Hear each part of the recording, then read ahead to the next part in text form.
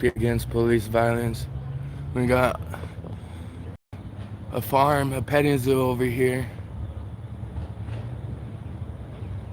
They're all waving already.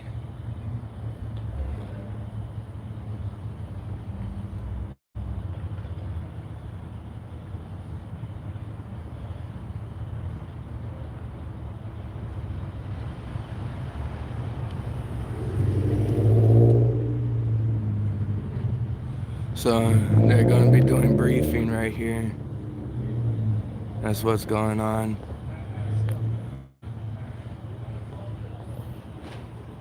I got my coffee over here though. Damon Disbane right there. Garcia. I don't know who that female is.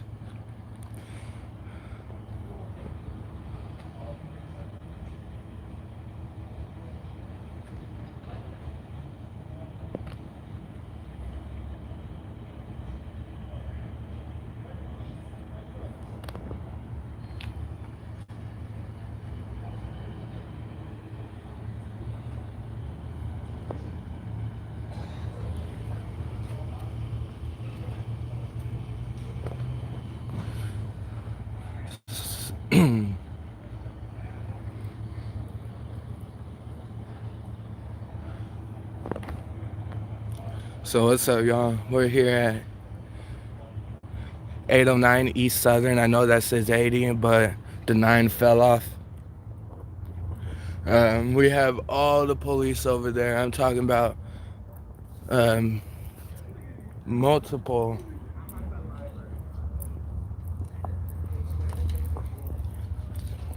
There's tons of motorcycle cops.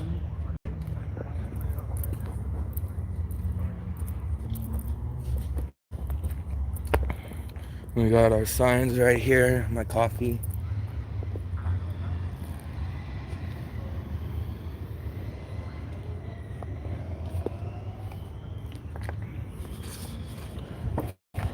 See,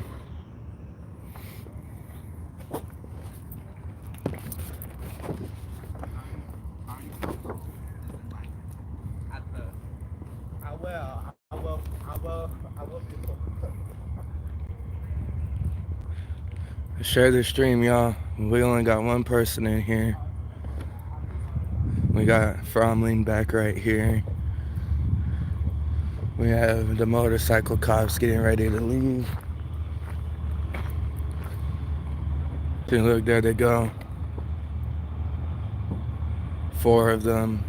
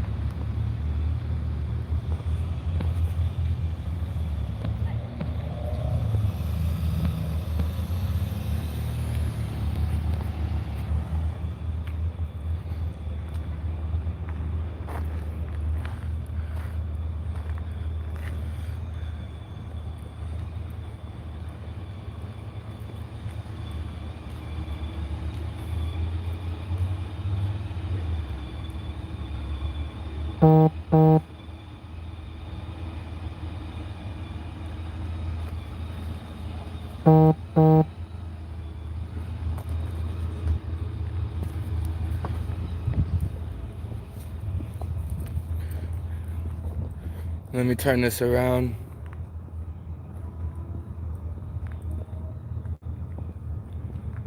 So we're here on Rolling Southern in Tempe, getting ready to protest the Tempe Police Department. Huh? Yeah.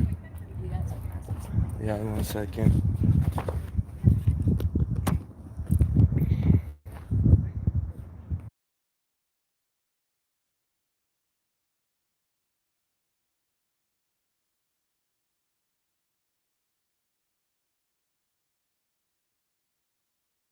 Are y'all here for the? Yeah. Are we early? Yeah, we're all early. We early. Yeah. Damon's here. Damon is here. Yeah, we have people that are bringing signs as well. I got some right there. How's it going? I didn't see him.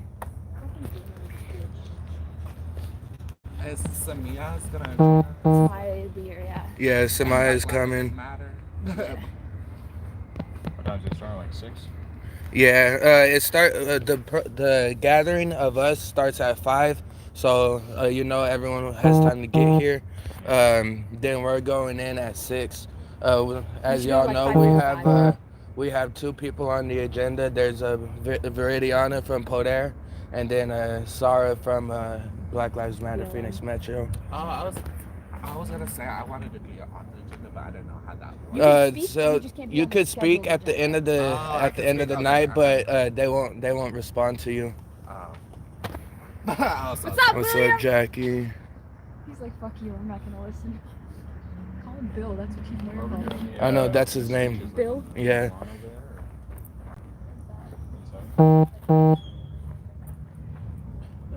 I think they're in work study. I think we can technically go in there. Don't they do executive session first and then work study? Yeah.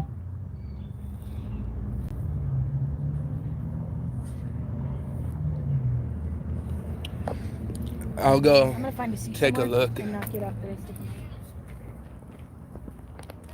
We're going to go take a look inside.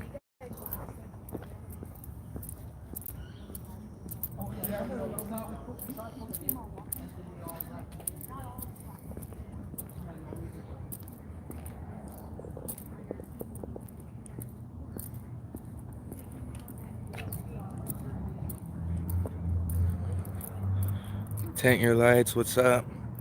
Michelle Zay, what's up?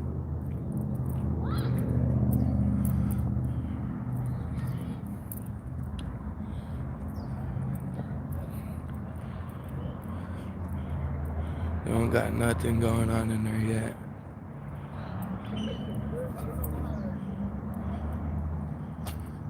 So they have a camera set up right there. They use that to watch me. I'm hoping old boy comes, freaking Khalil Miller.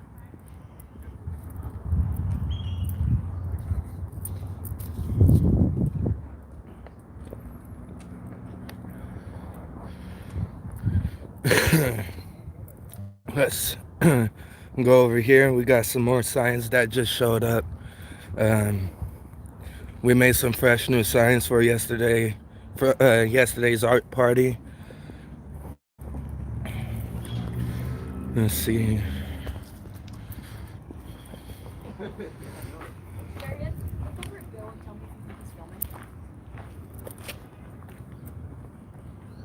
No. Okay, he turned as soon as you walked over there. I swear to God. What's up? This is what you said earlier. Oh, those are good. I know. Okay, somebody, Chief Moyer sits in the front. Hold on. You're The facing front the council right. meeting. She sits on the front right, so people in the front have to hold that. Is that Andre? That's Andre. Is it? Yeah. All right. Gary, let me introduce you. 1 second. I'm gonna set this up, y'all. I don't know what kind of info is gonna be talked about, but hold on. Got my hat on. Oh, that's pretty dope. Yeah.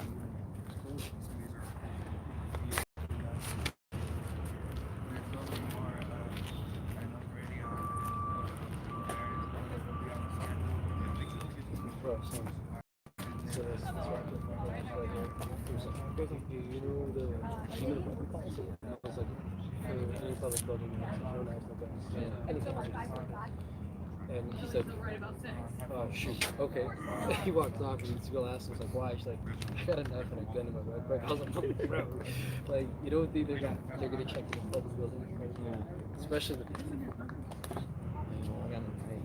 Oh, yeah, so do you want to go back? Probably. Yeah, if you want to just go, here you go. So yeah, Tell us when you're about to leave. you want to put yours back? Yeah. Okay. Yeah, because it's better for them not to. Yeah, check your yeah. Shit, bro.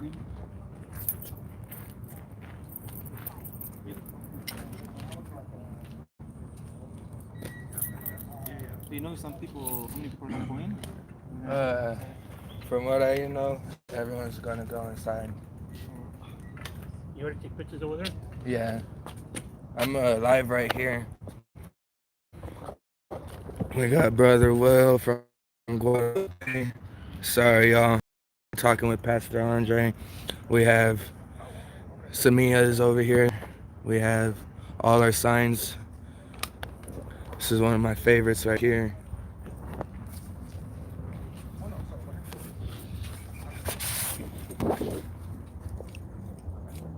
No justice, no peace. No racist police.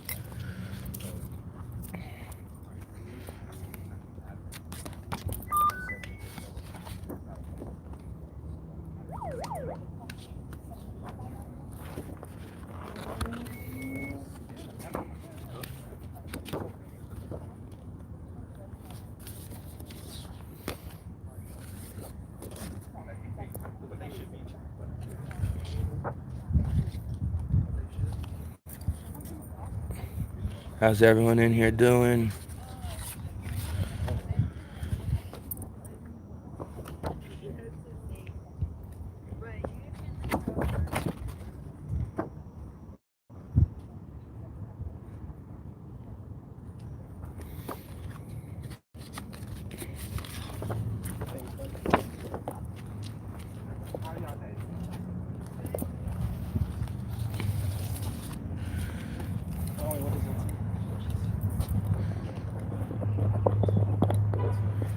Oh yeah, like I didn't really care about how fun it was. Like we were like upload and I had to go on for that.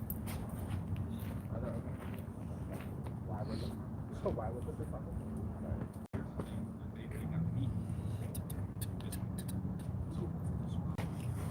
Wait, we don't stay after that.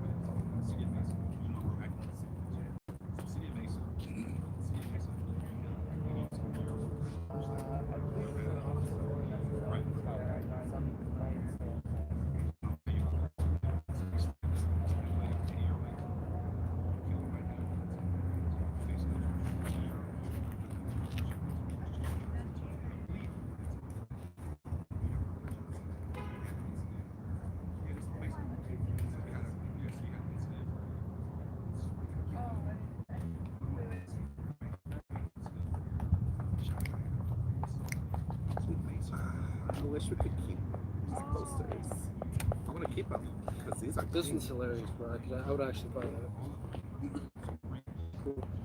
Oh, y'all posters are like fire. Like, Yeah, y'all Yeah, who yeah, did though. fair. That's really cool, man.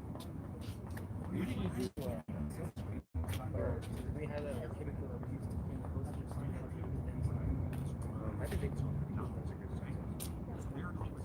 I know you making our little flimsy signs like.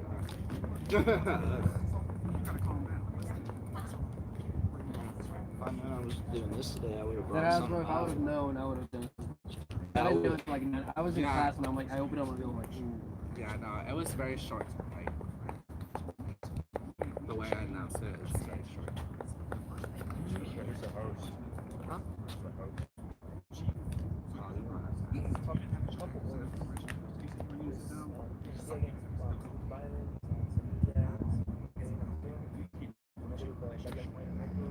Oh, I saw on like the Facebook post saying live stream.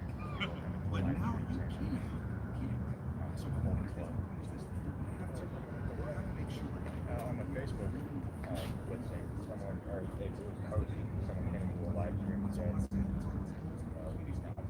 saying that yeah, cold blood.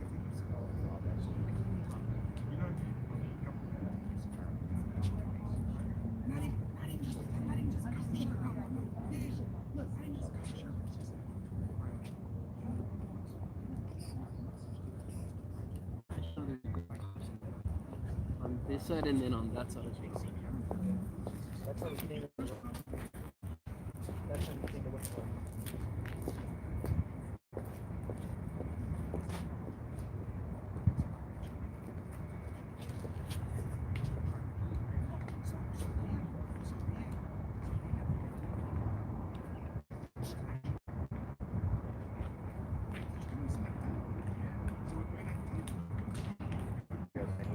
white supremacists. What's that? Like we're getting like white Oh, you're supremacists. asking if we'll get them. I thought you said that you heard that they were going to be here. And I was like, oh man, I'm going to have to throw hands. No, I did.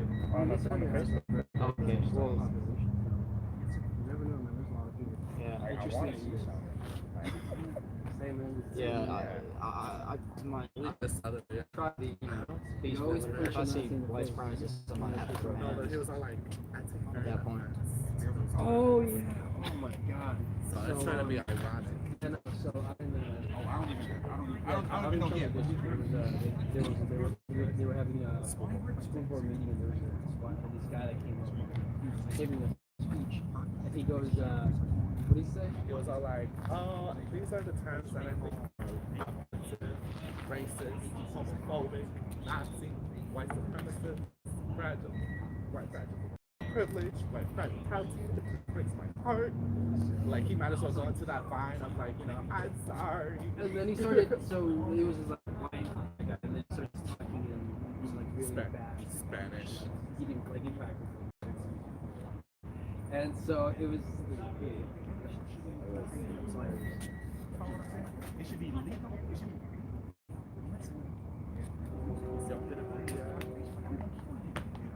So this is what real Spanish looks like, bitch. Oh shit, Angel. Look it up,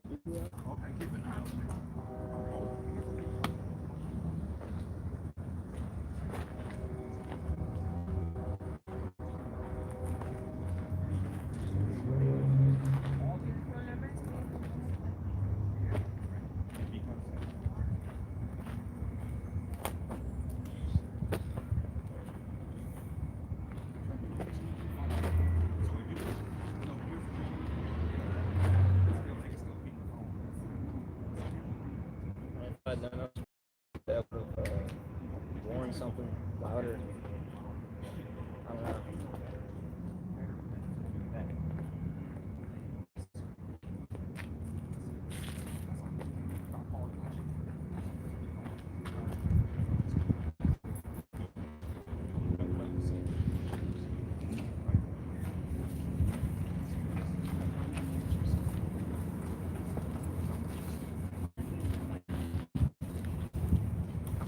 I'll be back.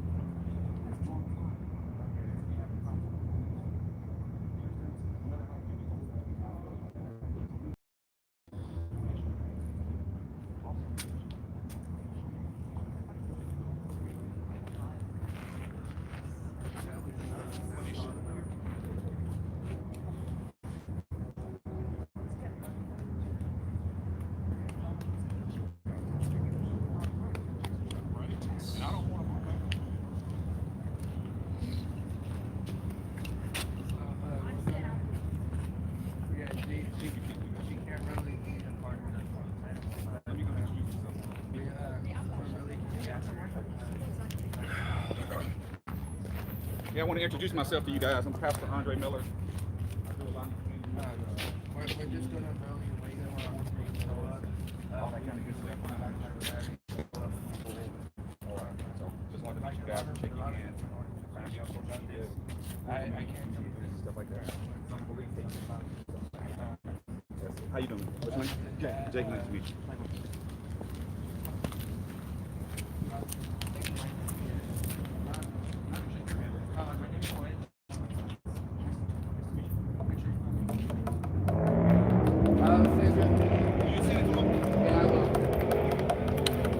What's up, y'all? I'm back.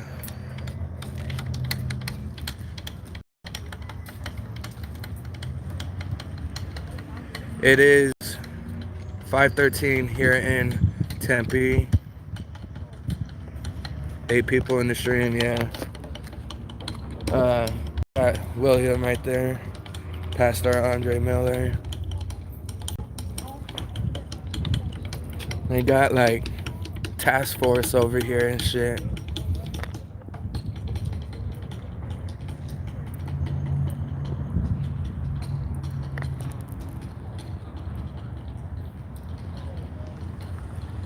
Watch, look.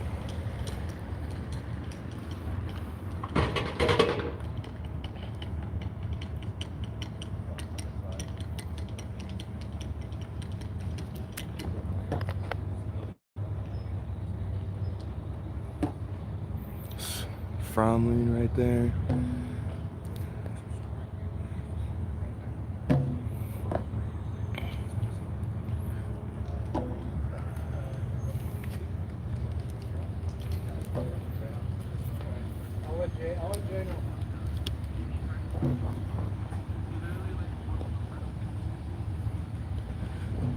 We got ABC 15 coming to report. Telemundo is here to report. We have Samaya who just showed up. We had the Tempe police paddy wagon here because they swear that there's going to be some arrests.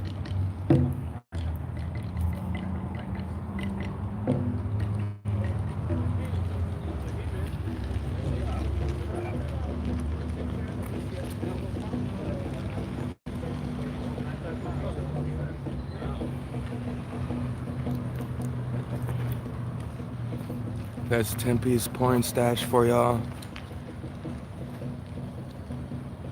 Oh, I'm staying out of it. I promise I'm staying out of it.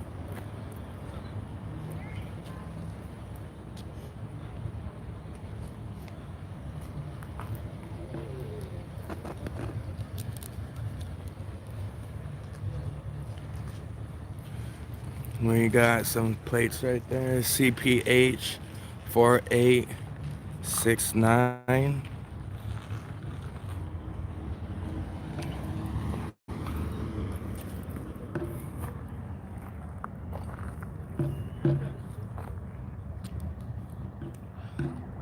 They love me out here.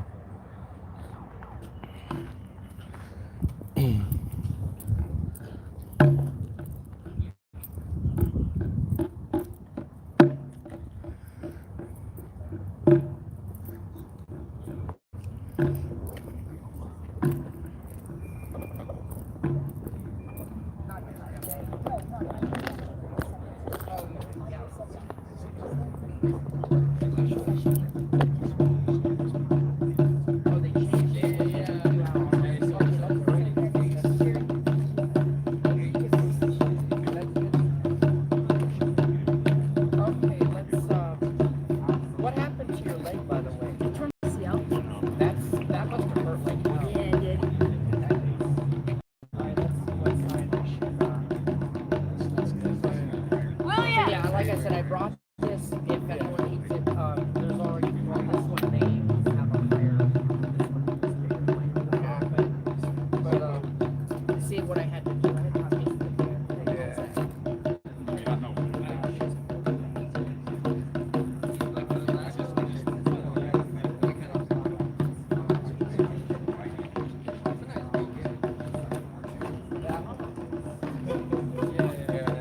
I want that stencil. Yeah, stencil. Oh, okay, I was like, that is a terrible. Well, not a like, you should never. Aaron, you call me? Dude, Did you call me?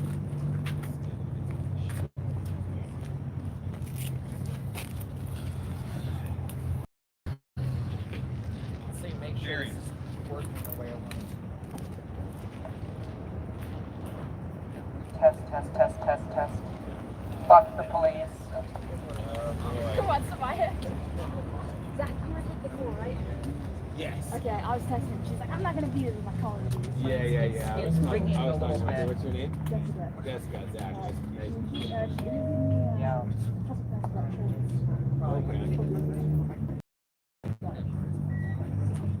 Okay, interesting. So what do Like we I got did here? the when she did the story on the teaching license. I'll give that up. Oh, okay.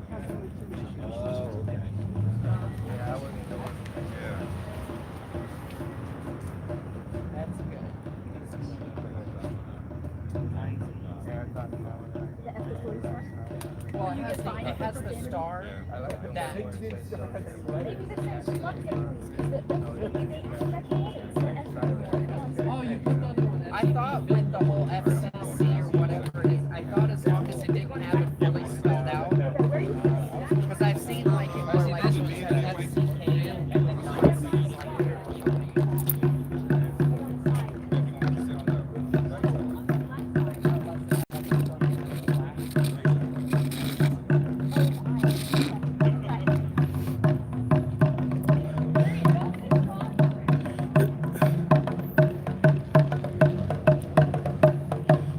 This was the first officer right there to wave at me.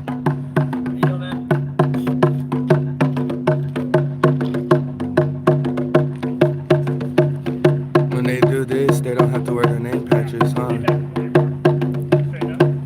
He's gonna take a picture of me. But of course, this turned around. Watch.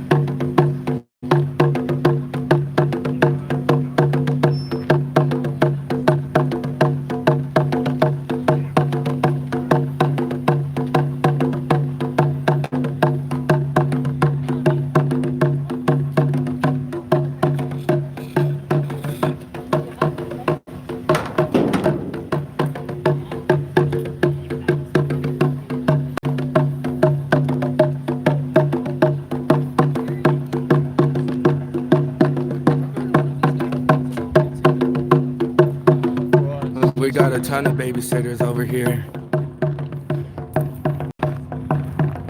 you walk to my car with me? Yeah. Hold on, I can't fucking walk. I can't run. I'm not running. I can barely walk. And the guy No, with it's Cody. the guy with the glasses next to William already took my picture, and I gave him the middle finger. Yeah.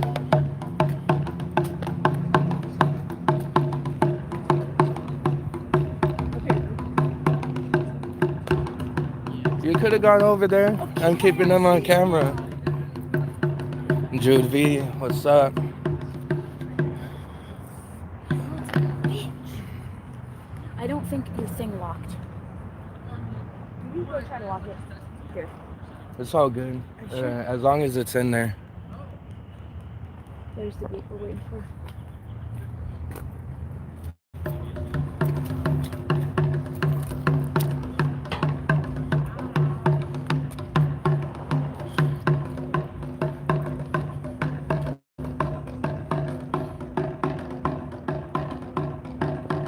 Officer Garcia, Clepe. I don't know who the little guy is, but we're here at 809 East Southern Avenue in Tempe, Arizona.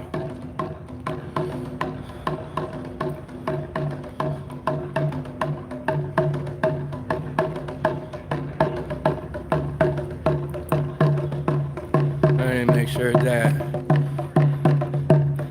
no one takes my charger. It's still over there.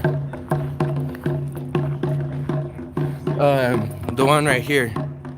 Right there. What? Right there. That's what he just pointed. He wants more tape up. Oh, bring it. I just wanted to make sure my charger was still here. I keep looking at it. I'm trying to find Khalil Miller. Is he here? I know he'll be here. Khalil would be stupid to come again after last one. Really? Yeah. Not only. How's it Nice going? to meet you in person. Nice to meet you. How are you doing? Good. Do you have a second? Yeah, let me set this up. So the I got it I know right you're here. kind of busy. I know none of the BLM crew is here. No, they're on their way though. I know. Okay. The Yeah. whole crew. Yeah, and O'Dare as well. Okay. So we.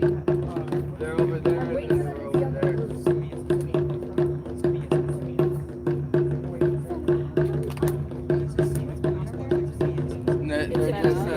That's where they set up at.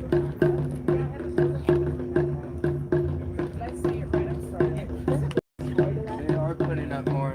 I called you. So, whenever They're on. They went to the. they were all on They're all here. motorcycles. Yeah, they're around Like here. there's two. But There's a couple inside, and there's probably 6 right there, and there's 2 more over there. what goes on from here is we gather before the meeting. We brief with our group with what goes on, what our messages to be. But these cops are just over here to really watch and monitor what we do. They have a camera that's set up over here on the top of the art center that they monitor our movements with. Like a permanent camera? You just like a normal It's like a mobile camera. Oh, so yeah, so they they use remove it. it.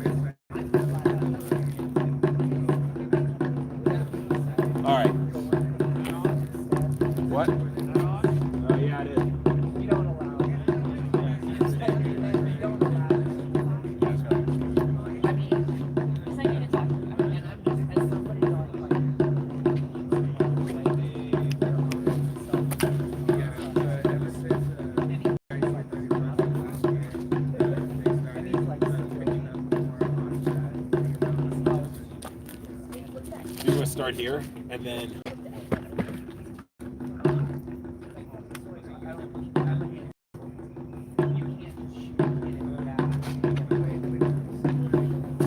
This is the first.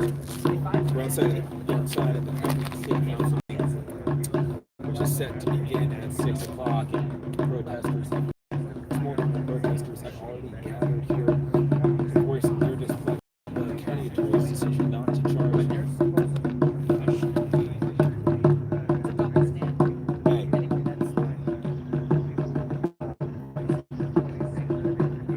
Oh, it's just protesters are standing here. He's well appreciated by the little 30-second thumbs up with the scene center. Hey, here are the protesters. Police are out here. They're ready to go. Yeah.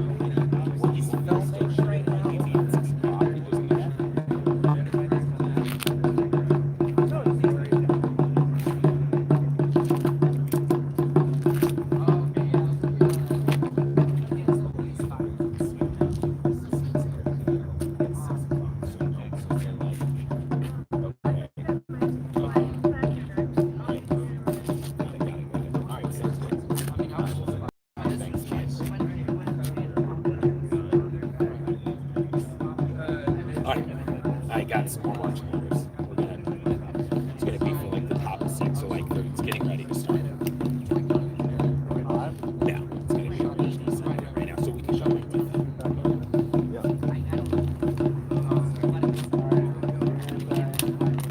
Yeah, and then I'll say over here you can see the police. So it's kind of walk from the outside here, kind of.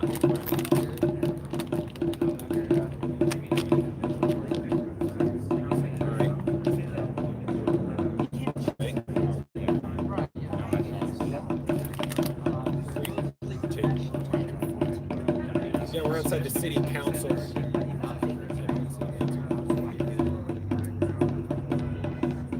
Yeah, we're outside the Tempe City Council chambers right now. We're getting ready to start a meeting any minute right now. A number of protesters are here in support of Antonio Arce, the teenager who was killed last year by a Tempe police officer who just recently was cleared of any criminal charges. The Maricopa County Attorney choosing not to file charges against Officer Hine. This is the first city council meeting since that decision, and protesters out here to voice their displeasure with that decision.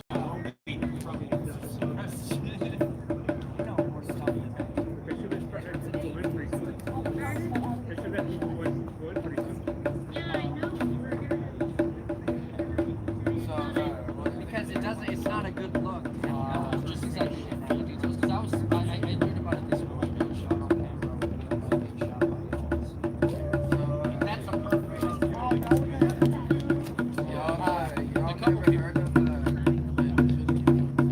Yeah, no, I actually, I was.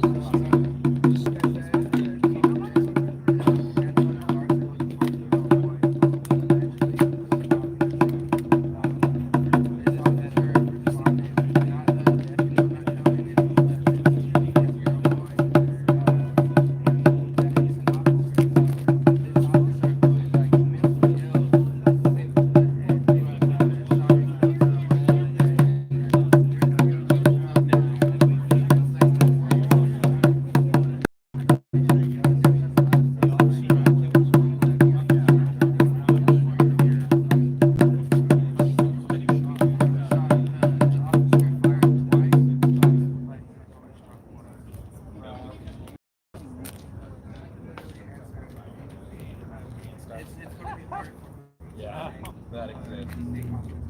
Right. Okay. But I need to go check this out. All right, man, you're good. They want to take off public places. What are they setting up some security zone for They're trying to keep me from filming over for there. us dangerous citizens just trying to have some accountability. What's up, y'all? I'm back.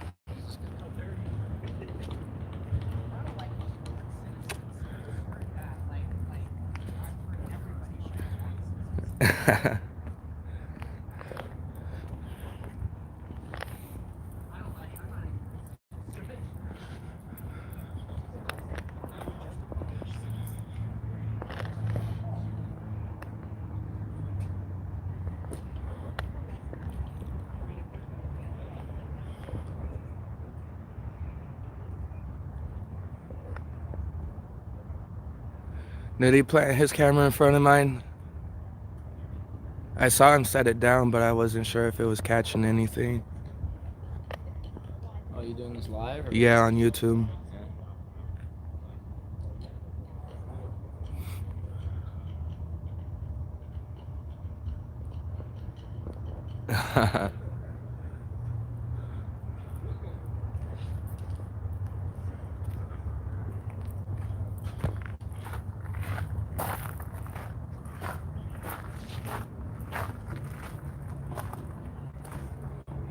Flip him off.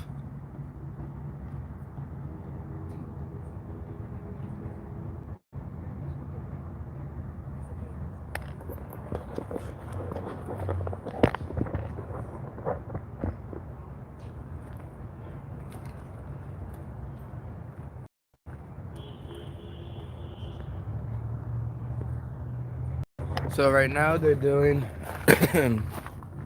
the executive session inside the the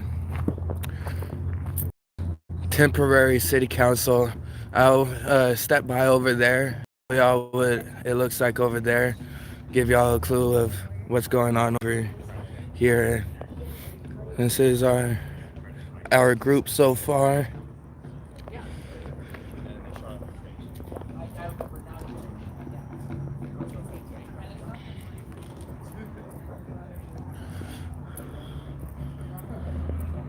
Oh, he's right there. He's still drumming away.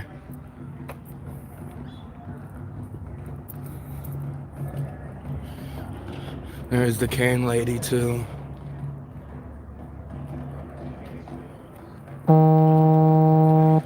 Of course, the restricted calls are going to come in.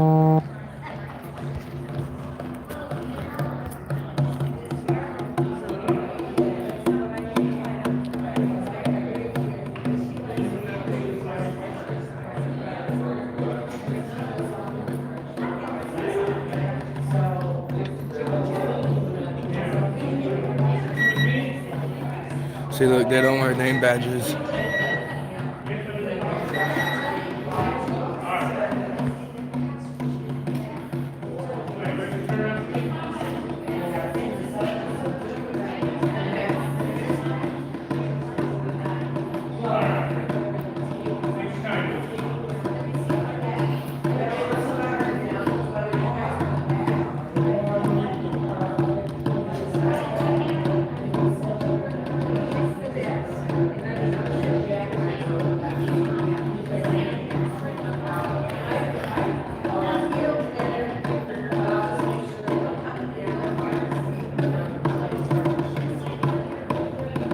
We haven't seen Khalil yet.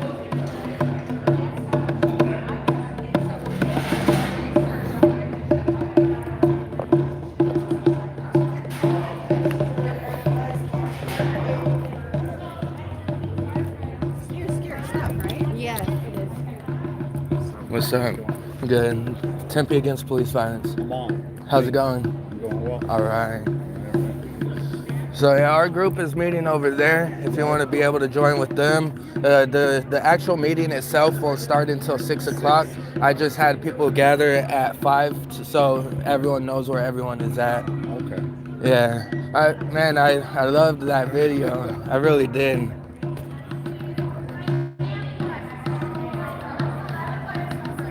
Still haven't got back with me yet. Yeah, they take forever to get back. I probably waited at one point couple of months, 3 months for just simple records. Yeah, but like I said, my my body cam footage I got back within like 3-4 weeks, but that's because it was something so simple. But for the fact that they mistakenly identified you as someone else, I feel that they're gonna push it back and push it back and push it back until you just give up, and that's what you shouldn't do, you know. That other audio that I sent you, Yeah. they pushed that back a year. Really? Okay. And they only to tell me they don't release body cam footage.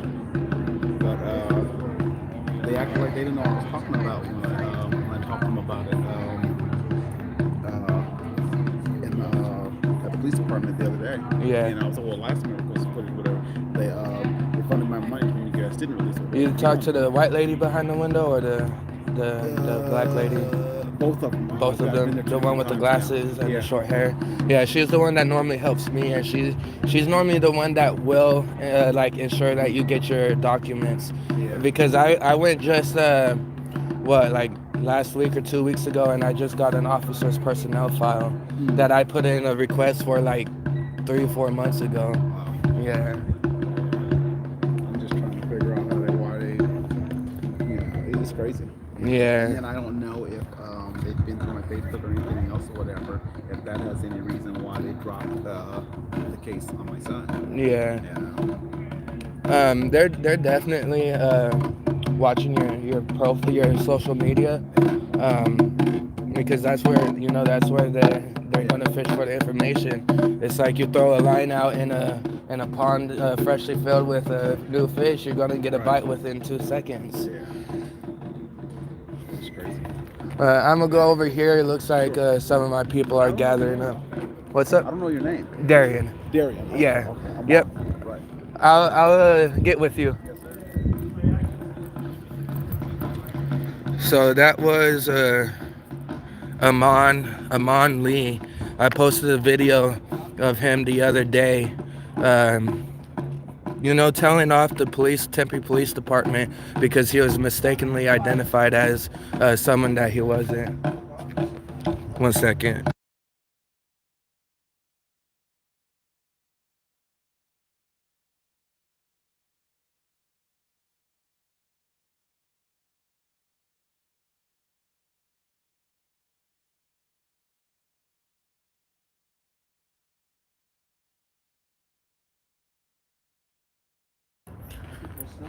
And it's still not a thing.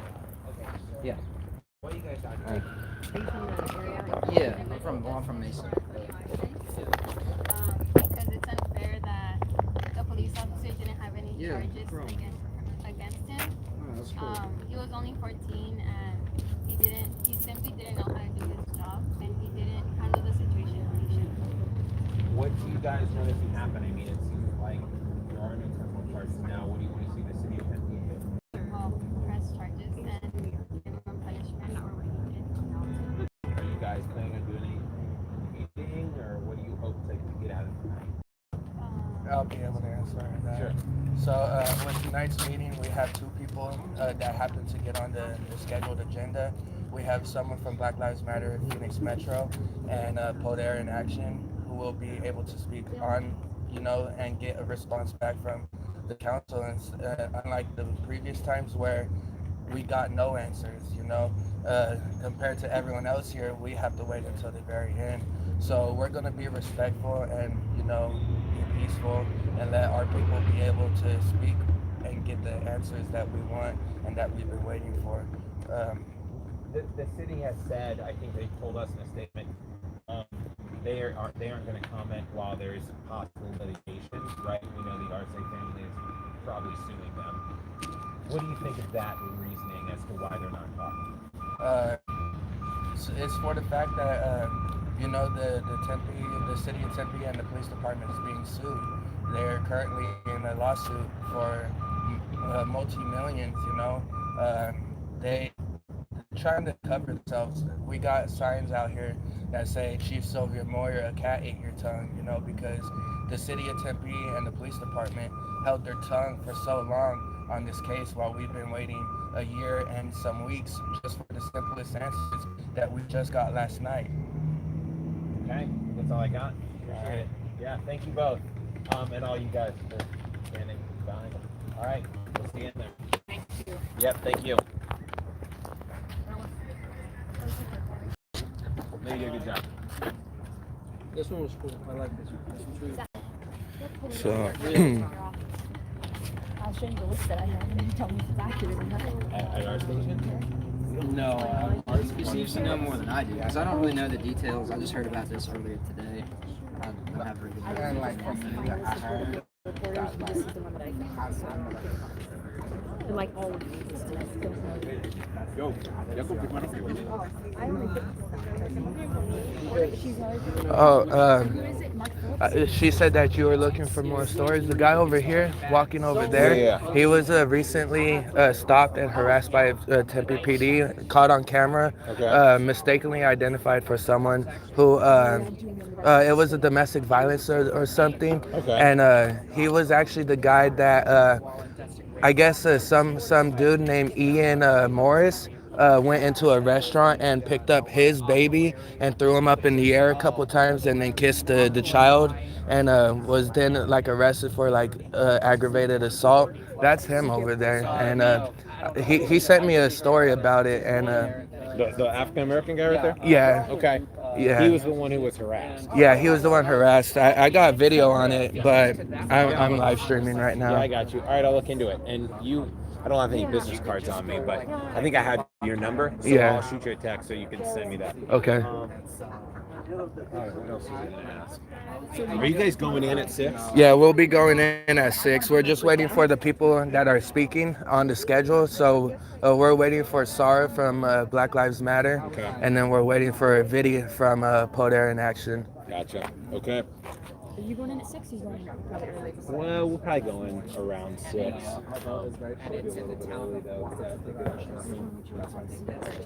Yeah. I imagine everyone's going in here. Yeah.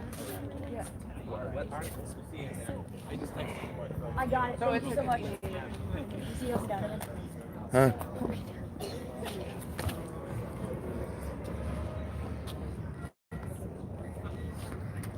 So we're still slowly gathering, as y'all can see. We got probably about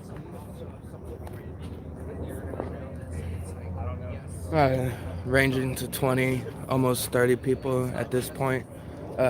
Just about the attendance that we have received. We're still waiting on Poder in Action and Black Lives Matter, Phoenix Metro. Thank you, Noli D. Yeah, so they're meeting up over here. I'm here in the name of Sandra Bond. I'm here in the name of Trayvon Martin. It's been going on.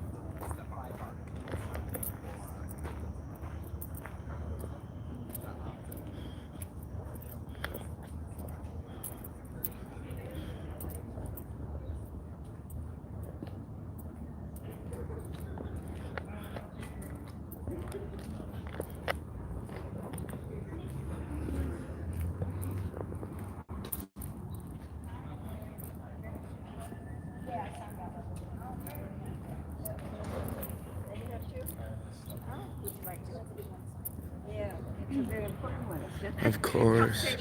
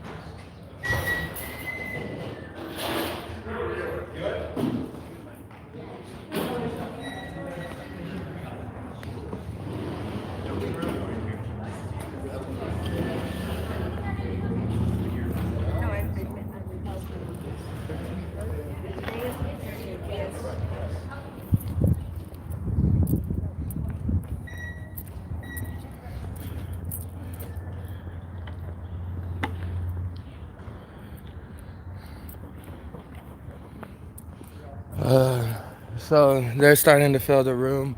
I'll go in there anytime now. We're still waiting for Vidiana and Sarah. I'm about to have them reach out and find out where they are.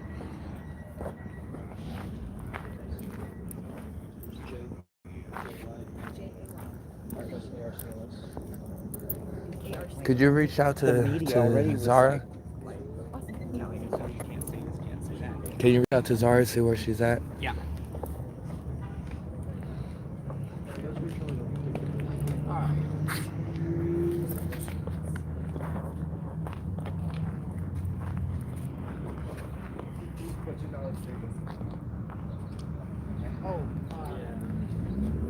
Hey, by the way, the earlier when I was what I texted in the chat, I don't know if you saw but she Yeah, are you she's recording yeah, right now? Okay. she's okay. Yeah, I saw. I heard you say that.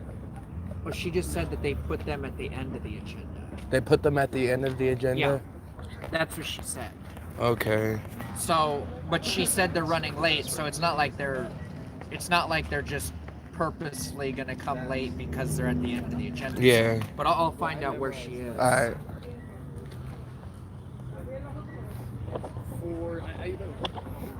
That's awesome. I don't have any. I already have freaking them. Are you on your YouTube live? Yeah. They're calling me. Against police They're calling me violence? restricted right now. What How's do it you- going? What do you mean restricted? They're calling me on my phone. Yeah, you spoke to Uh, Are you getting a lot of suspicious calls? I don't answer them, but Right, since you've been here? Yeah. At the city council? Yep. Okay, yeah. how's it going? They're calling you again, restricted. Yeah, like 6 times already. The second I step over there or over there is when the calls start coming in. I wonder if they got an automatic program or if they got somebody in there physically actually paying attention. Yeah, no, I think the person is over here watching.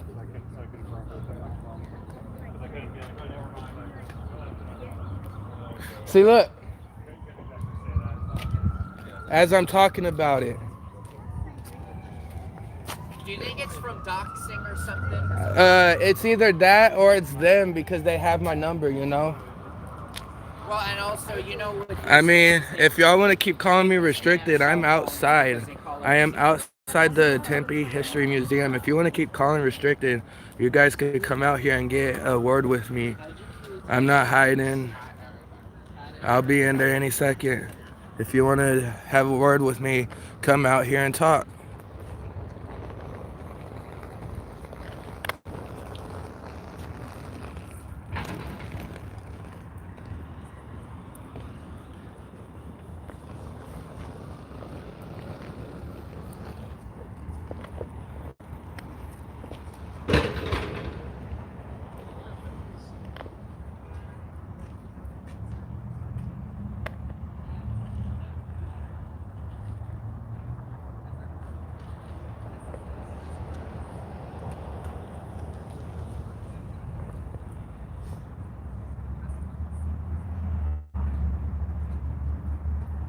And here's another restricted call.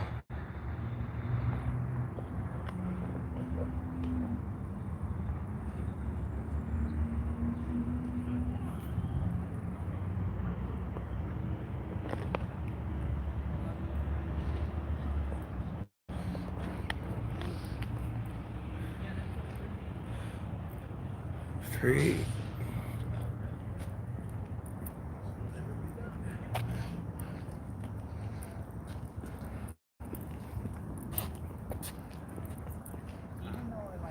Over there. They're making a call, you think? He's looking. He's looking at himself on the feed. Restricted, and he has his phone right there.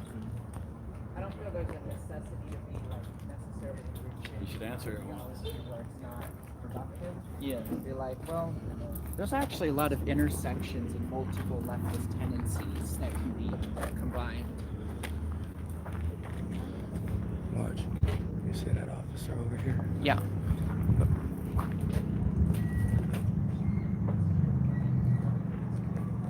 They're calling me. I think it's him over there. Yep, he's got his phone in his hand. His cell phone, yep. Want to walk over there? I think we should. I'm gonna get mine now. This is a little sketchy. So there's a couple. And someone keep on calling me through my stream. Close out the group chat for security. Yeah, that's calling him right now. That's what I was saying, but like that's pretty creepy. Yeah. Oh, everyone's coming cool. Yeah. I'll let you lead.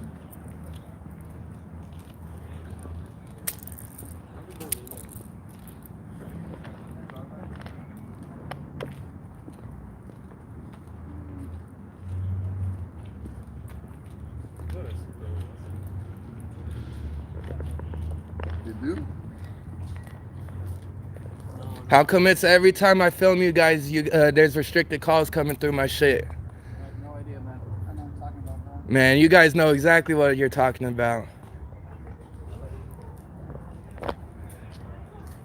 Bunch of terrorists. Terrorists in blue. Yeah, that's blue. So I guess it's okay to send harassing phone calls if you have a badge. I'm gonna find out who it is. I know it's coming from your department.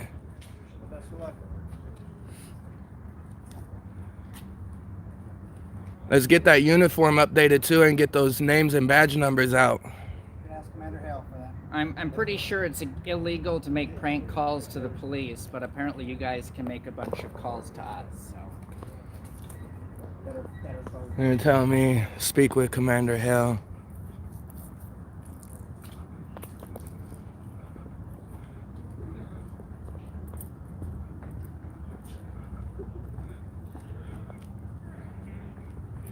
See, I go over there and I say something and the calls stop coming in.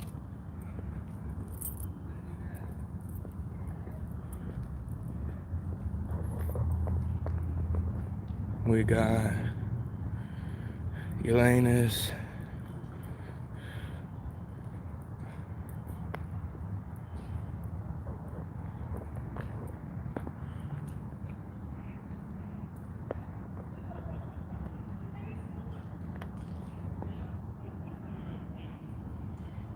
Yeah.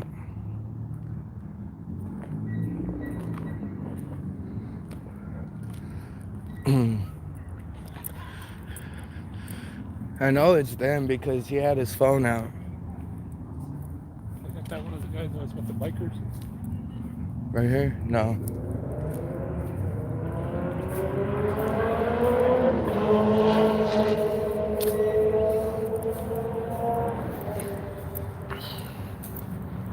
I saw another two officers with us. Yeah, no, mine are coming in as restricted. Anytime you call star 67, it will come through as restricted.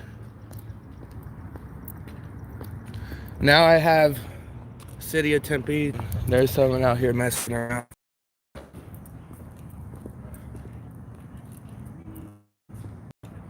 So I just answered a call. And yeah, it's because I had to answer this call. I keep getting restricted calls coming through my feed.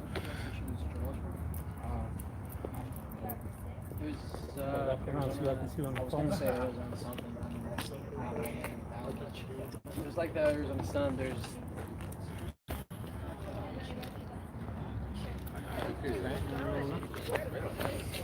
Oh, didn't he say? Do you know what the little paper shows you? AZ Mirror. There you go. But yeah, no, what I was saying. But yeah.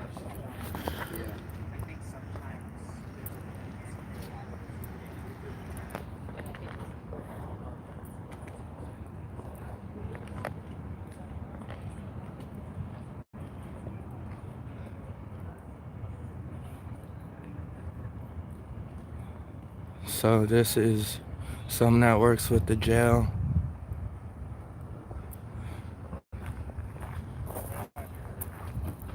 License plate G131JF.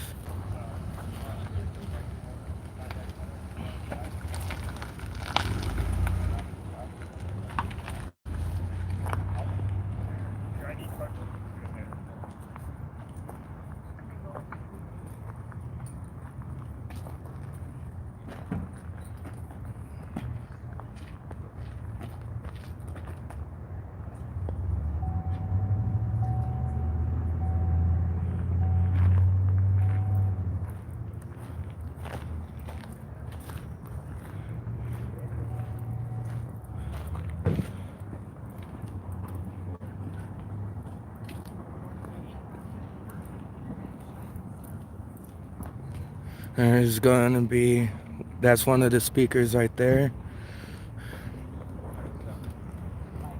He's not How's it going? You're good, honey. Good.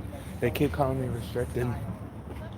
Now Who's they're that? now the police. Now they're going call Why are me they calling you? because I'm live. Now they're calling me with my phone number but one number off. With your phone number? With my phone number but one number off.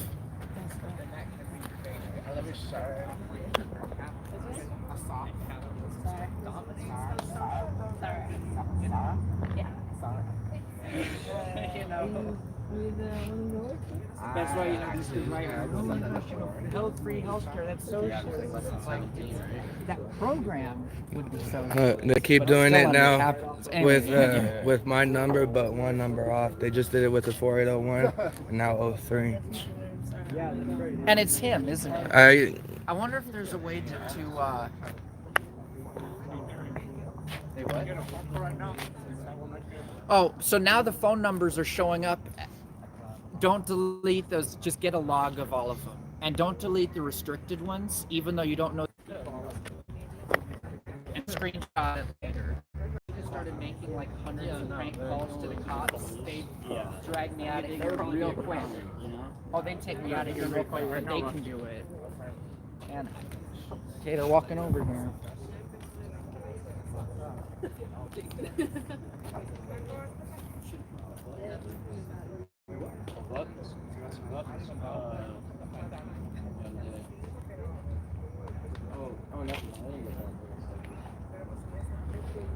That's right, walk that way. Don't walk this way. Keep on walking. Keep on walking. Walk on out of here. Stop terrorizing our communities. Maybe I need to get on the bullhorn here real soon. Starting to get a little fired.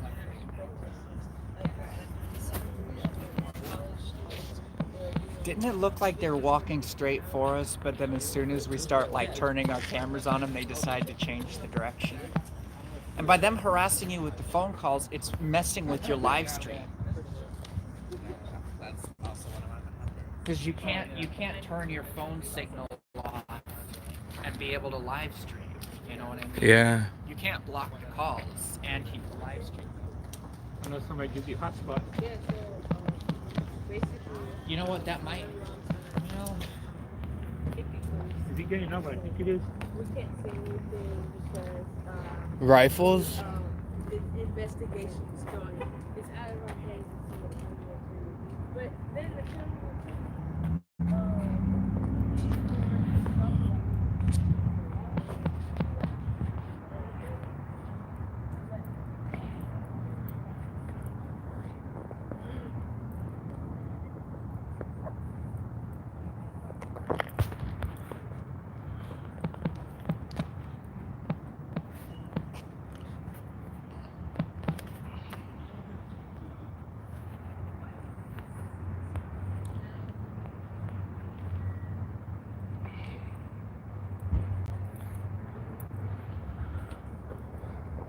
I think that they have a special call they're going to.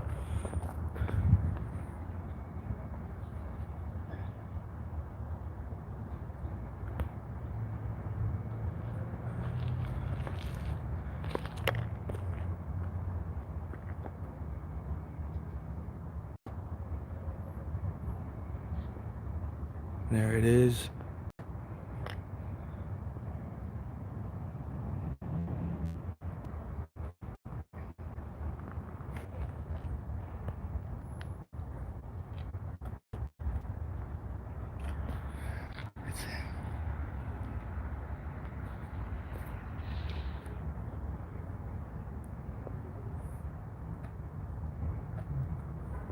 I wonder who the prank caller is.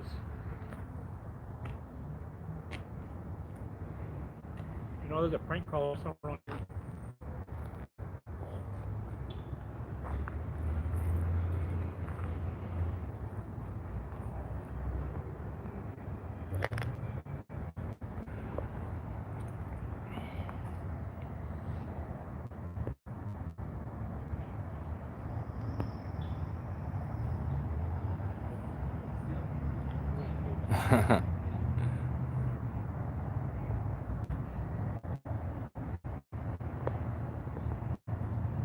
No, he's the one calling.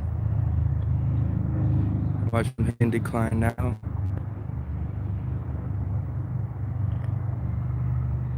See, he hit the call.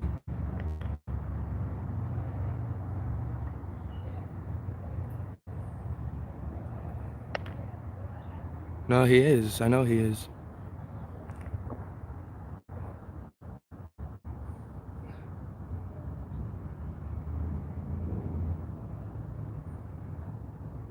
Now he's gonna call and hang up, call and hang up, call and hang up.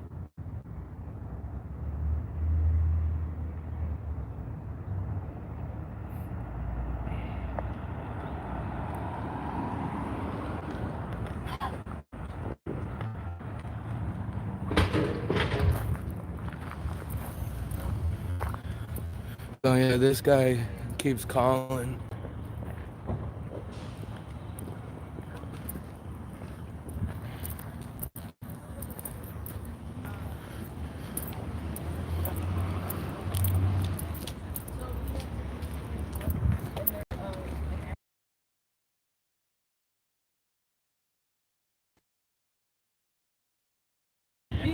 He wouldn't even look at the case. Now they brought in this other person who's also problematic through the do you know the county attorney's name? Alistair Adele. By the way, did you want to use this? I don't know. Now Jess is inside. She says seats are filling up pretty quick. Yeah, so we might want to actually go inside. Oh, But now. yeah, Yeah. if we want to continue to like protest and chant, oh here it is.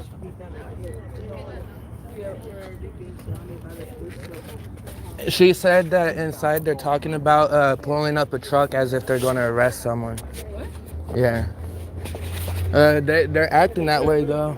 Yeah, it's intimidation. Watch. crap. One of the things is they Look also at look at we're him. also employing That Watch we that. should stay tight. You know, Yeah, let's not have people isolated, you know? We've previously, when they've ignored us and haven't put us on this agenda, we have, interrupted and, pushed our way onto the agenda. And today we're on the agenda, so we're not going to. Where's the guy with the drum?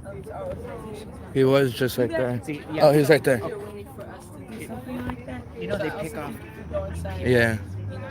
So are we should there try to for stay like tight, signs, not have they'll say a one lot, person and here, they'll one also person, and not change have the stragglers. tactics. Then you have this violent police. I'm a And we're just sitting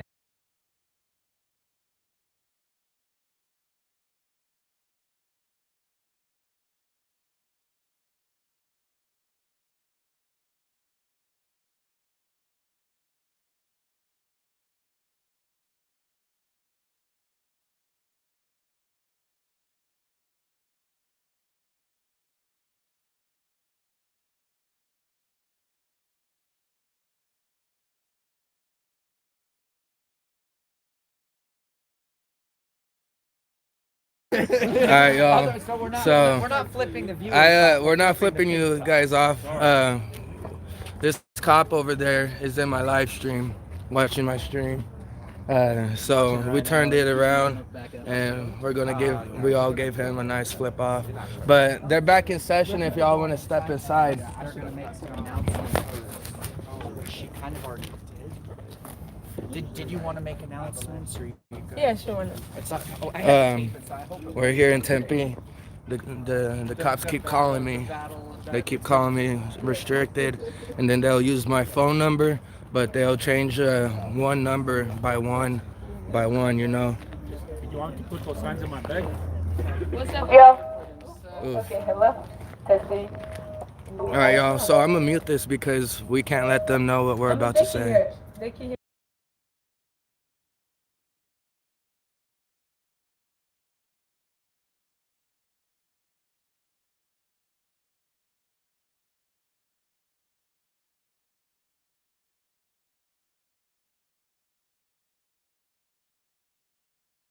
The conversation was about.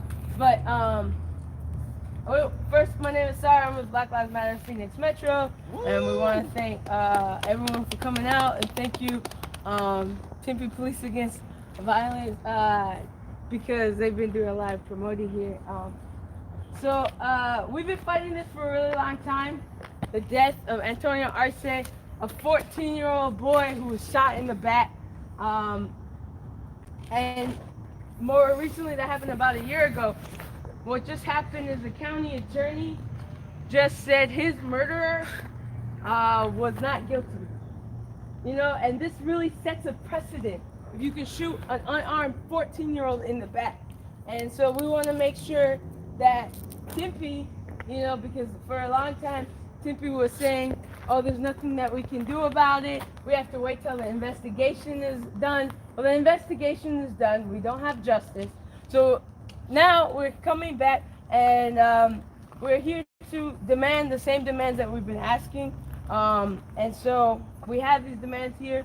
But, you know, one of the big things is we need to look at how do we prevent this from happening again.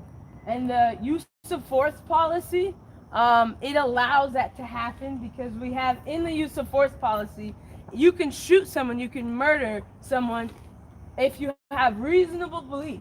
And what do we know about the police? They're racist. And so when the police sees a black or brown kid, they say they have reasonable belief that he's a suspect due to the color of his skin. And so we want to change all the subjectivity in there, and so there's never ever excuse. We don't ever want to come back here to mourn the death of a child or any other human being. And so we need to take that out of there. We need a civilian review board similar to what they're pushing in Phoenix. And actually, for the first time, up until now, you know, we've been fighting this for a year. Up until now, we haven't been put on the agenda. And this time they actually put videos coming from Poder in Action, and they put myself from Black Lives Matter on the agenda. This means that they'll actually be able to speak back to us. So we are going to be demanding answers, and we hope that it's the beginning of a fruitful discussion, because some of the council members who had been previously antagonistic towards us are now saying, okay, we'll do something now. So we want to hold their feet to the fire and ensure that we have accountability. We're also being intimidated right now by this violent police force, which is actually, you know, why we're here, right? Because of this violent police force. And so I just want everyone to stay safe and stay together. And we also were talking about all going inside. While we're inside, the safest way, you know, everyone can do what they want, but the safest way would be for us to be quiet. If we do make a lot of noise, they'll try and pull you out. So I want everyone to know, you know, the risks associated with that if that's what you want to partake in. But we do want to wait to the end because we are on the agenda. So we do want to get through to it so that we can hold them accountable. So we'd love for you all to, if you feel comfortable, sign up to speak and demand, you know, for justice, which, you know, looks like we wanted them to fire Officer Hain. He actually quit the force, but they gave him a pension. He's now like gonna be living on you would know the exact amount. 29,000 upwards to $29,000 for the rest of his life. So he basically gets to retire early for murdering a child. So we don't think that's fair. So we want to, you know, take that away. We also, you know, want justice by changing the use of force policy and putting in a civilian review board. So if you guys feel comfortable, we'd love for you to sign up for public comment, which will be at the end. I'm not sure how long the agenda is. Sometimes it takes up to 2 hours before we be able to speak. Today, QB said that it shouldn't take long, that they set it up to where it should be going faster than normal. Okay, well, you see, so it does seem like today they are working with us more than they have previously up until now. So we're ready to come to the table, see what they're ready to offer, to see if they'll give us the civilian review board with hiring and firing commit power, you know, and if they'll change the use of force policy. So thank you all for coming out. Yeah, let's head in because seats are going to fill up quick. I guarantee some of us are going to have to stand. Just be prepared. Have everything out of your pockets because you are going to go through screening. Other than that, We ask that you guys be peaceful and respectful because we do have 2 people on the agenda and we want this. Are there bathrooms in there? Yeah. Okay. Oh, some drinks. I'm gonna put this away and then I'll make. Oh, I'm sorry. Are you okay? Honey, I'm sure. So we're all going to take a knee at this pledge. We've all done this before. We're going to do it again. Yeah. Hey, does I'm pretty anyone sure need that water, it's by the already way, done. Before anybody goes in, I brought a few bottles that are in the car. I mean, it's a little. I'm good right now. Wherever these taxis are, it's gonna be by my bike right here. Necesito el arte que no van a meter, no lo voy a seguir más para arriba. I'm going to head in.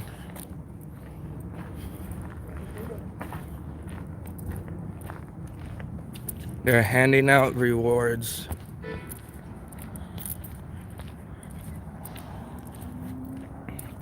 Let me get. Ooh.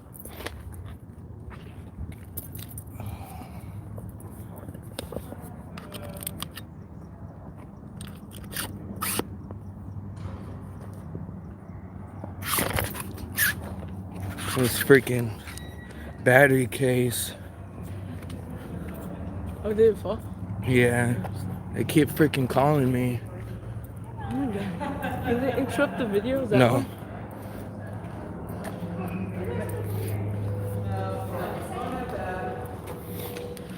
Just so you guys are aware, your name is cool and you're letting people in as needed, but you can hang out in the lobby. Okay. All right. Anything you guys?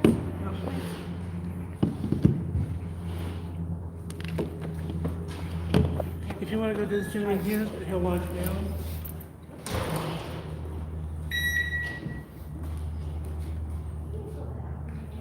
Something in your pocket? Nope. Oh, it's the Yeah, it's a emergency little buckle jams. thing they've been doing it all night. Thank you. Now, so you need to get all your pockets out.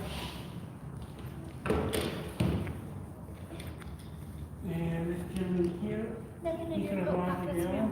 And I'll do everything. Okay. Flyers. I'm sorry, flowers?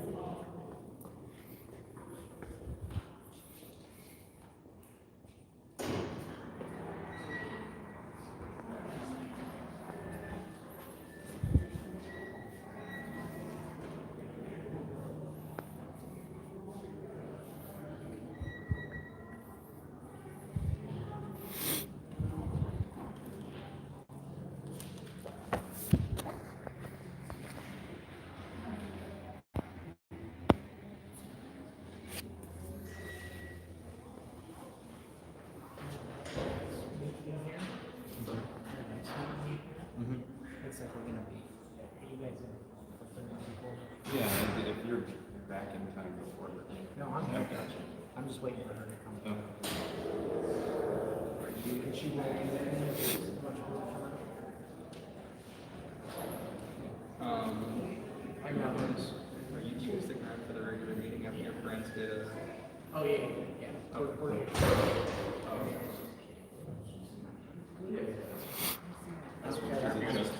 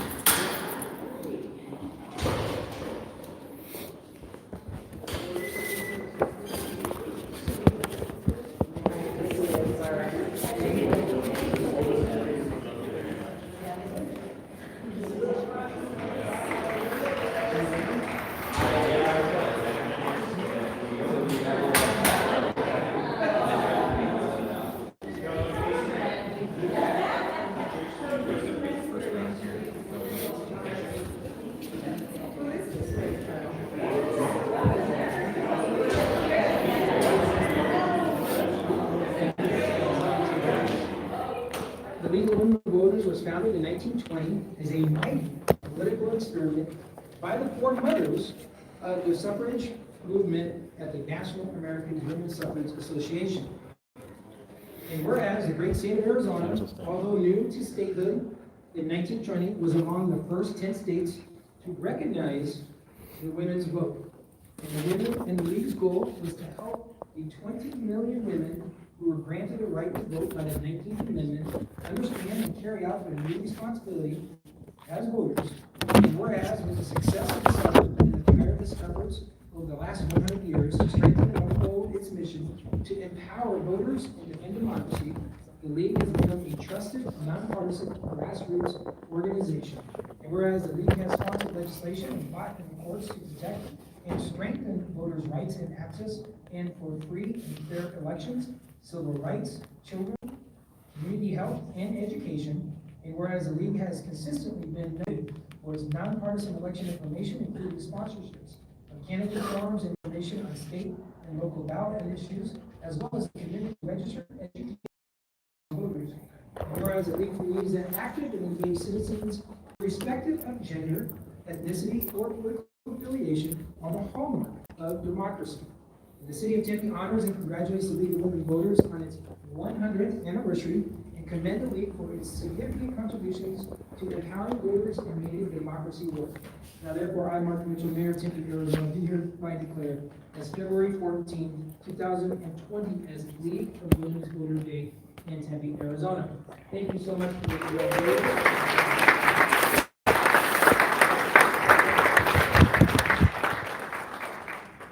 Okay, we got to squeeze together. Hello, sir.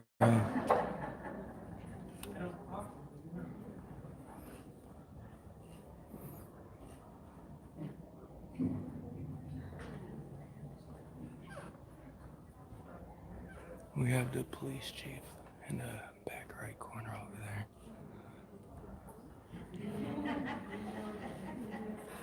Thank you so much. Thank you.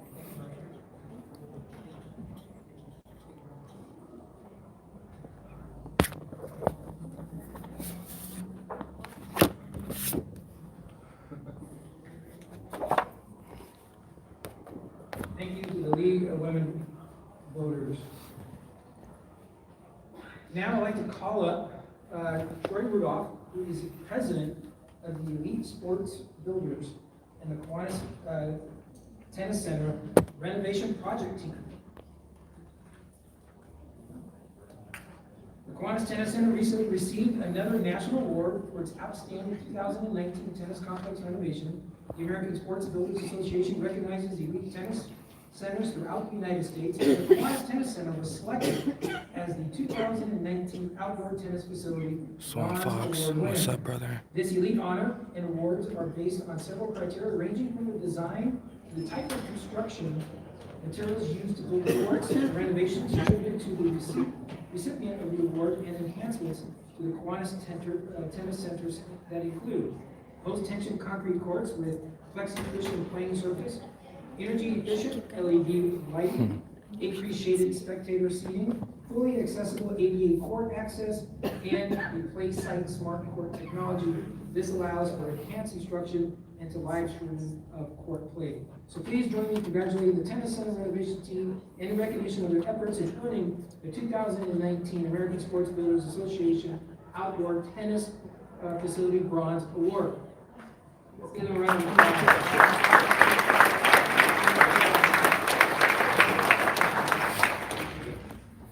Now I feel short.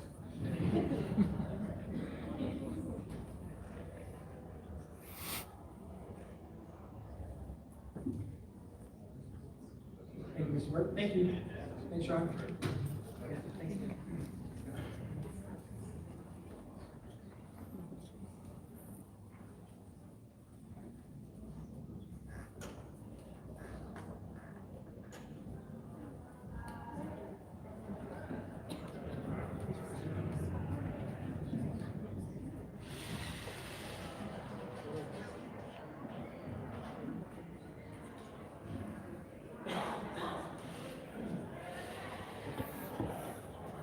Now, I know there are individuals here this evening to speak to us at the end of the meeting during the public appearances portion of our agenda regarding the county attorney's decision not to charge former Officer Hine in the death of Antonio Arce.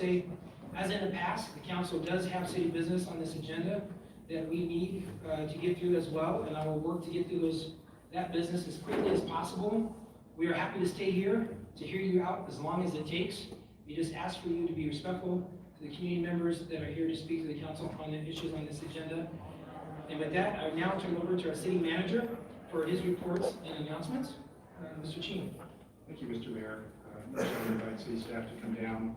There's going to be a brief presentation regarding the Tempe Mesa streetcar extension feasibility study.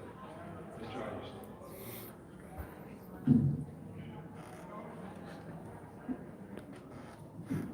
Mr. Chait, City Manager, Mayor, members of council, I'm here quickly to give you an update, a little snapshot in time as to where we're at with the Tempe Mesa streetcar extension feasibility study. This project is attached to two of your performance measures that are listed on the screen here. One is our 20-minute city measure, and the other one is to improve the transit satisfaction in the city's public transit system. Quick overview, and you all have seen this map before. This is the map of the location area that we're looking at for possible future streetcar extensions. These are unfunded extensions. We're looking at this is a study to look at where those would possibly go and connect with the now under construction streetcar project. So we're looking at on the west side Tempe Priest Drive as a limit, on the east side Country Club Drive in Mesa, and then Bayside Road on the south as our project limit, and then the river or Real Slaughter Parkway on the north. We are partnering with Mesa financially on this project. We're sharing the cost of the study, and then the project is being led by Valley Metro, our regional transit agency. We have been doing a lot of public outreach, as we shared with you the last time we appeared here, and we're sharing this information with you tonight in addition to all the boards and commissions and other public information right now. So these are some of the other stakeholders that we have been reaching out to in Mesa and in Tempe, key stakeholders that we may identify as destinations that could be connected with future streetcar extensions. We have also been going, as I mentioned, out to the boards and commissions. They're listed here. And then we have been sharing the streetcar information at related public meetings, at the Urban Core Master Plan outreach process, as well as other streetcar meetings. The process that we Casey Camera Boy, we are here in Tempe at the Tempe City Council to voice our opinion on the county attorney not charging Joseph Hine in the murder of 14-year-old Antonio Arce. Land use information, population, yeah, city council meeting. A high level look at what corridors would be appropriate for future high capacity transit rail extensions. And then we're That's the police chief and the assistant chief. Which is more in-depth analysis of what corridors are appropriate.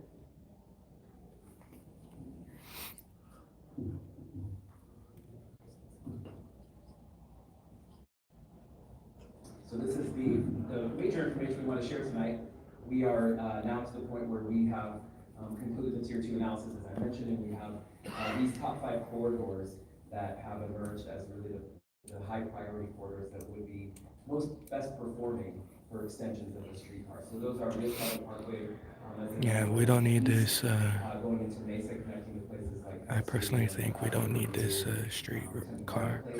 Mill Avenue and Mill Road in the central part of the city, connecting really downtown to the southern and library area that we're at tonight. And then several streets in Mesa, the number 3 there, Dobson, Southern and Country Club, and then Real Slaughter West, so going west on Real Slaughter, west of the downtown connecting destinations. The growth out there, as well as Tempe Art Center. So those are really the top 5 that we're looking at now, that have sifted through all that information, those data points and metrics that we talked about last year, and that we've been looking at over the last several months. Again, that's land use information like population density, major drivers of public transit ridership, employment density, where people are living, and what kind of growth we're expecting in the future.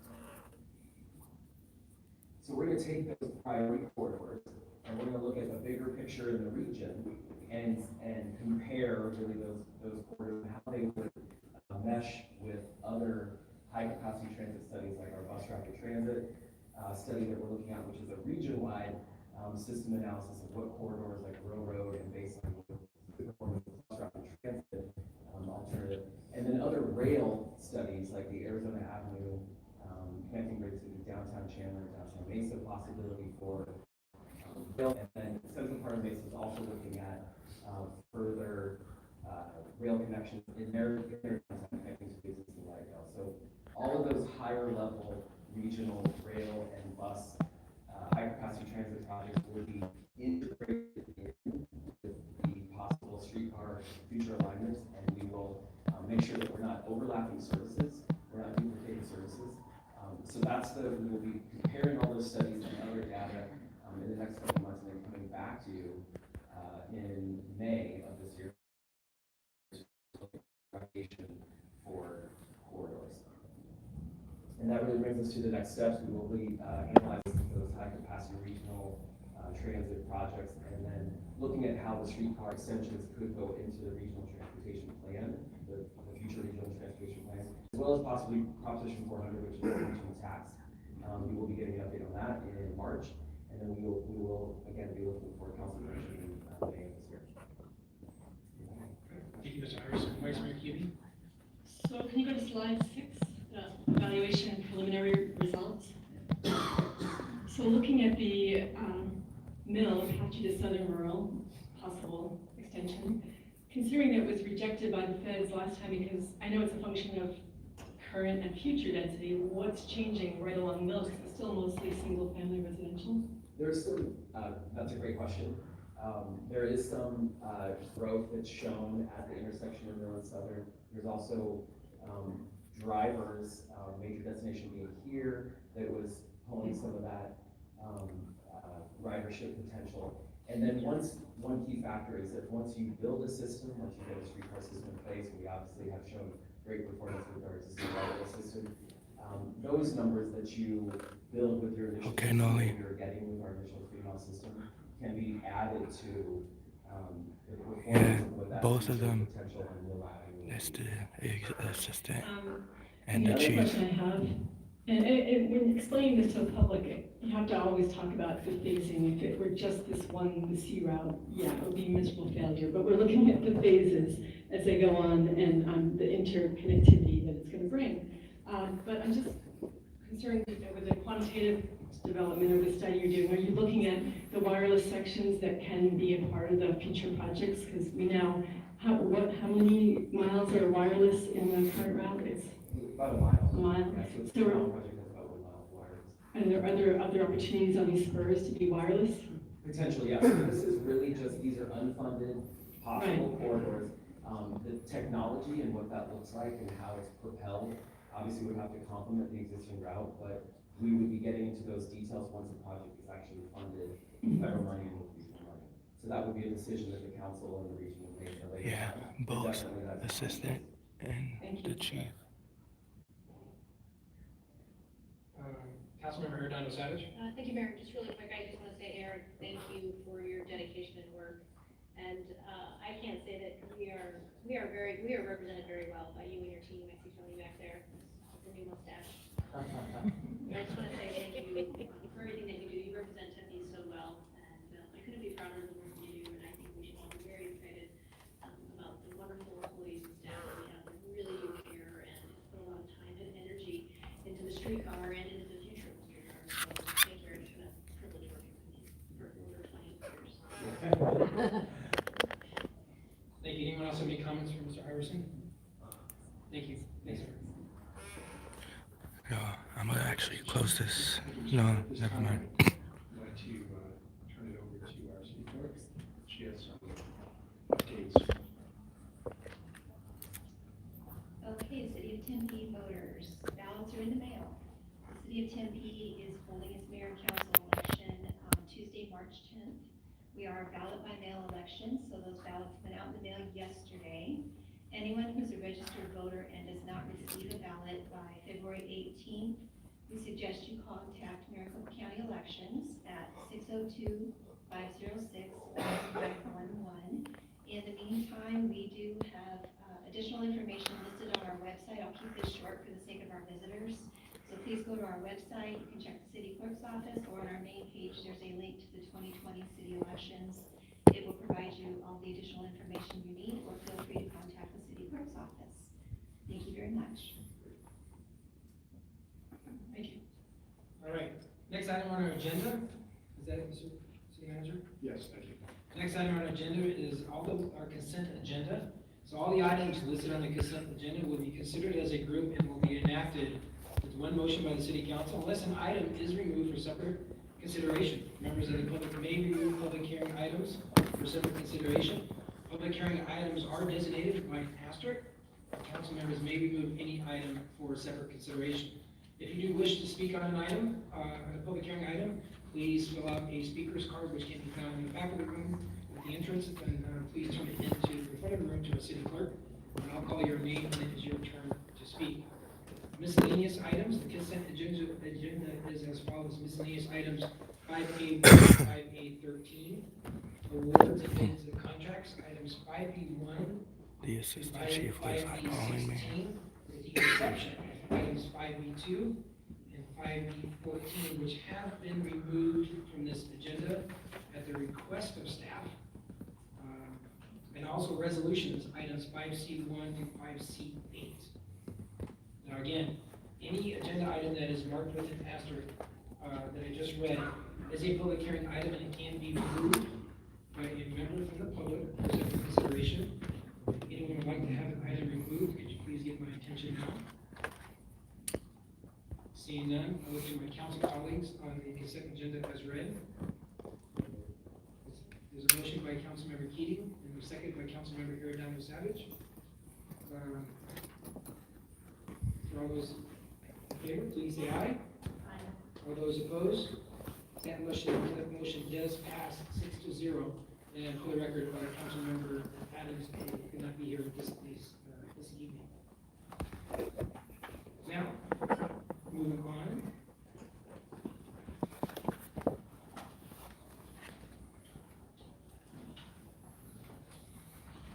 So the next item is our miscellaneous items and bids and contracts for the resolutions.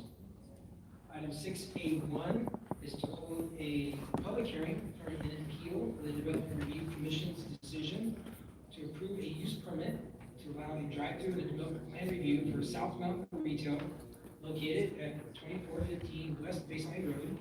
The appellant party is Marion Bronwell, North Garden Homes Association, Israel Torres with Torres Law Firm, and Pamela Thompson Lefkowitz. So, the appeal for the zoning. Yeah, they still finishing up at the city chambers. Issues raised in the petition. Of course, look. 6-803, information not included She's on her in phone. the petition is not to be considered. So the public hearing tonight is an appeal of the Development Review Commission's decision on December 10, 2019 to approve a use permit to allow a drive-through and a development plan review for South Mountain Retail located at 2415 West Baseline Road. Now, at this time, could I have the appellant parties, if they would like to make a presentation, could you please come forward, state your name, and place residence for the record? Mr. Torres. Good evening, Mayor, Vice Mayor, members of the council. Nice to see you. Israel Torres, 8232 South Cannon Circle. First. We and one of the accountants in this case is I'm actually to the employee. We have been working closely since the last meeting, and he's going to be, at least on my side, with some of the stipulations. So I'm happy to report that tonight. Looking forward to right next door to my building. We learned a lot about in and out that everyone passed, and I feel like to tell in and out guys that we have a staff member who's insisting that you bring the 18 wheeler back. We're taking 18 patties of cheese between 2 months. This big and this big bigger than me, so I'm sure we put that on the record. But he's looking forward to it. So thank you, Mayor. Thank you, Mr. Torres.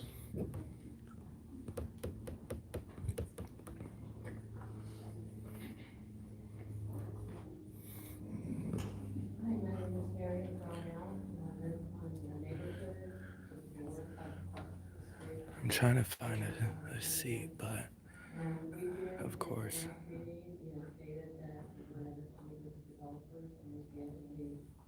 Met also met with city planning staff, and they expressed all of our concerns that we have. Because every month they internalize that our suggestions in our main districts and the issues that we have getting in. You know, we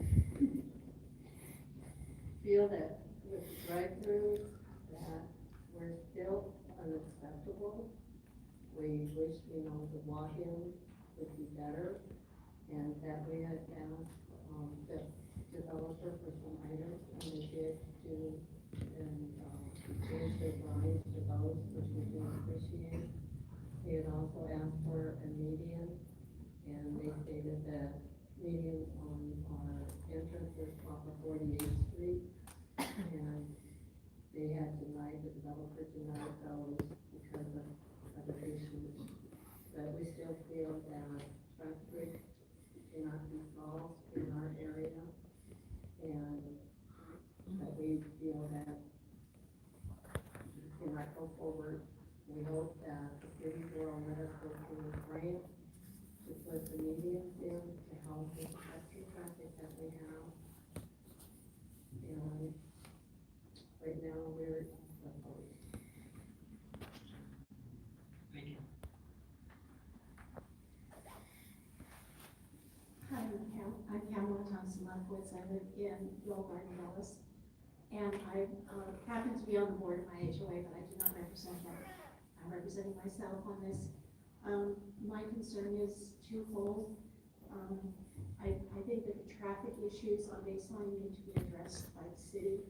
I did a full letter. I can't read it tonight. I'm getting over me and that crazy stuff that's going around.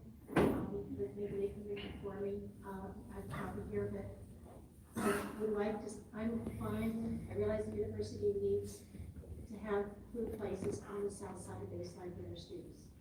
I'm fine with drive-in and stay, but not a drive-through. I think it would just add too much extra traffic to the road. I would also like to suggest that the city really start seriously looking at the traffic issues on the major corridors. And one suggestion I would have is that you begin to involve the people who live and manage, who live in the areas and manage businesses and own them to help come up with solutions. And perhaps even hire an architect to come in and do like a planning day that would help to come up with creative ideas for solving these crazy, crazy problems. There's so many accidents between Home Depot and 48th Street on Baseline. So many accidents, and I would love to see that go down. But one of the things that was put forward was to block Collie going north coming out of that development. I think that would pose serious problems for people in the residential area that don't want to go in and get an In-N-Out burger or go to Starbucks. They would have to make a very dangerous either right-hand turn and cross 3 lanes of traffic, very congested traffic, and a block to 2 blocks to cut through Bryce Electronics to get back into the neighborhood. Or they would have to try and make a very difficult left turn and go down 48th Street and go north to get into the neighborhood. We have 2 ways into our neighborhood. So based on that, I would just ask that you do consider my letter that I put in. I would like to read it, but I don't think it's wise. Thank you. Thank you. All right. Now, this is a public hearing item. I do know that anyone else would like to speak on this? If you could, then can we get a representative? I think Mr. Gilbert.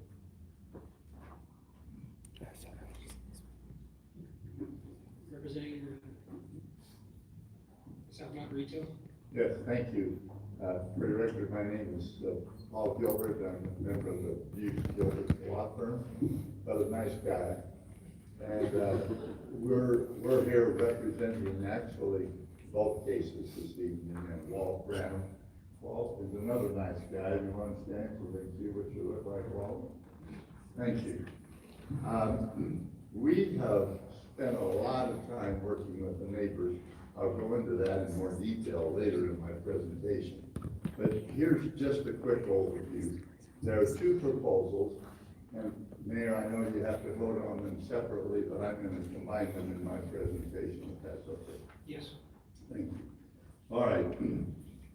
Number one is a retail development, and that is two buildings, basically a Starbucks, and that's on the left, or your right, the one with the two buildings there of approximately 8,500 square feet. And then the In-N-Out Burger, which is approximately 3,800 square feet east of the development. An overview of these two proposals is shown by this site. This is clearly an infill proposal. There's no question about that. And we feel we're making a significant improvement to the neighborhood. Also important, both properties are zoned commercial, shopping, and services, CSS, and are surrounded by similar zoning. So we have the zoning, that is the question. And it's commercial, and it's been shown on your plan for a considerable period of time. The both properties fit within the character of the area and the uses we're proposing. There are a lot of things that could be said that are very salutary about these site plans. I won't go into a lot of detail. I picked two major things just to focus your attention on. First of all, yeah, I must speak. For the In-N-Out Burger is 7.2%, 50% is allowed, and juxtaposed is the Starbucks. That lot coverage is 12% with 50% allowed. So I won't go through and recount you all the rest of these statistics, but we meet and exceed all of your development standards. An overview of the two proposals shows the land as it sits now, again indicating that this is an infill site. Here's an example of the architecture, which is a quality architecture for the Starbucks site, and then also for the In-N-Out. Now, we stand before you this evening with a positive recommendation from the DRC. Since the DRC meeting, we were requested by them and specifically by you to work with the neighbors. We've done that, and I'll go into more detail later on in my presentation, unless I'm boring you too much. And I'll try to move it with some dispatch. So we reached out to Israel Torres. I think he confirmed that, and we worked out some stipulations with him, which we're prepared to present to you, and he is no longer opposed. The staff also supports this and has approved both cases. So we're here with the DRC and staff approval. I think it's important to note as we reason together that the only minor comments that the staff had on both of these applications didn't have anything to do particularly with the drive-through. Basically, one, they wanted to incorporate CMU masonry, and the other one, they wanted more articulation on the north facade. We did both of those things, and as the staff concluded in their Phoenix Copwatch. If you pay attention, you'll catch Sylvia Moyer on my phone. Now, let's talk particularly about the outreach to the community. Again, we followed your instruction. We've had numerous discussions with Mr. Torres. We think we have resolved, well, we know we've resolved the issues with him. A couple of reasons why. Here is some screens that show, I'm not sorry, not the screen yet, but this is what Israel will do when he looks across to see the Israel office building In-N-Out Burger. But we are going to put up landscaping, and you can see that shields the In-N-Out Burger. Basically for this office building, we've worked out the wording of that stipulation. We also did a sound study that I'll talk about in just a moment. We're also going to provide enhanced landscaping with mature plant material on our site adjacent to Mr. Torres' facility. Importantly, we did a noise study. That seemed to be a concern for the Mr. Torres's office building. That noise study was verified that Baseline Road already will continue to be at the ambient noise level, even when we're there and in full swing. And any noise from the in and out burger will be masked by the noise levels and ambient noise levels of Baseline Road. Importantly, the drive-through, which is often a source of noise for in and out burgers, is located by the canal with a long queuing lane for pickup windows far away from adjacent buildings. Also, the trash compactor is also potentially a source of noise, is placed back and also behind a wall.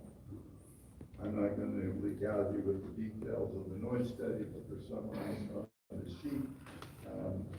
And we can go into more detail if that's a concern. Let's go to the stipulations. We're proposing that we provide the association where Mr. Israel's office building is located with a $3,000 payment to the association, and they can use that to do the landscaping and redo the landscaping and fencing.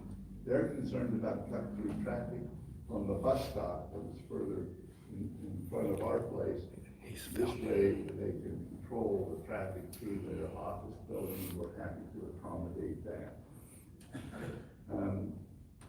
Now let's talk about our outreach to the residential neighbors to the north. This one was a challenge.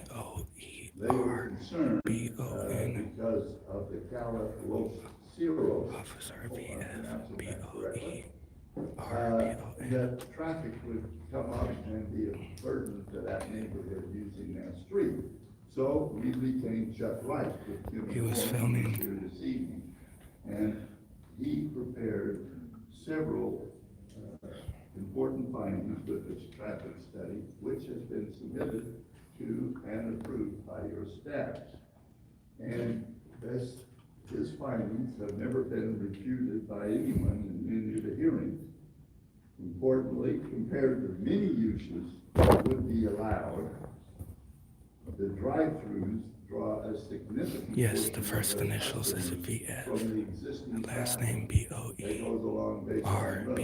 So, In-N-Out Burger and Starbucks are primarily not destination places, or people are already on the street traveling along and stop there.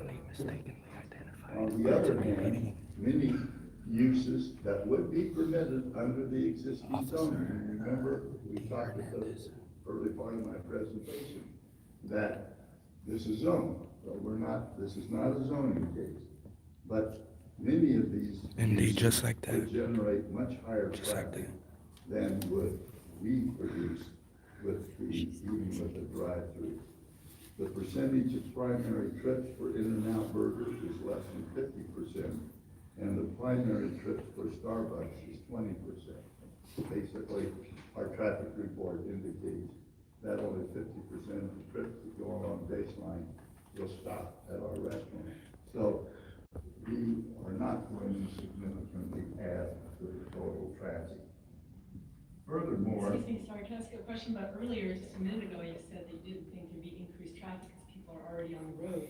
But now you're saying maybe even 50% are going out of their way to go to the In-N-Out burger. So that seems to be contradictory. No, what I'm saying is the traffic is already there on Baseline Road.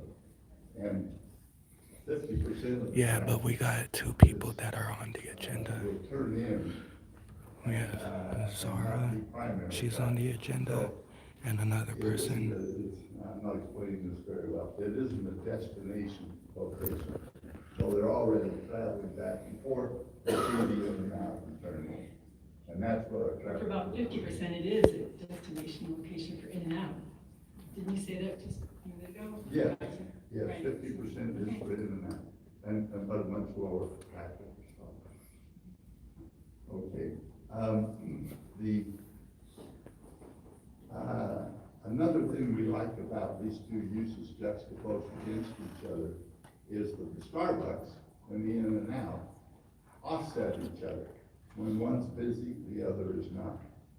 For example, the Starbucks drive-thru generates the highest volume of traffic in the morning before the In and Out Burger is even open. The In and Out Burger drive-thru generates traffic later in the day.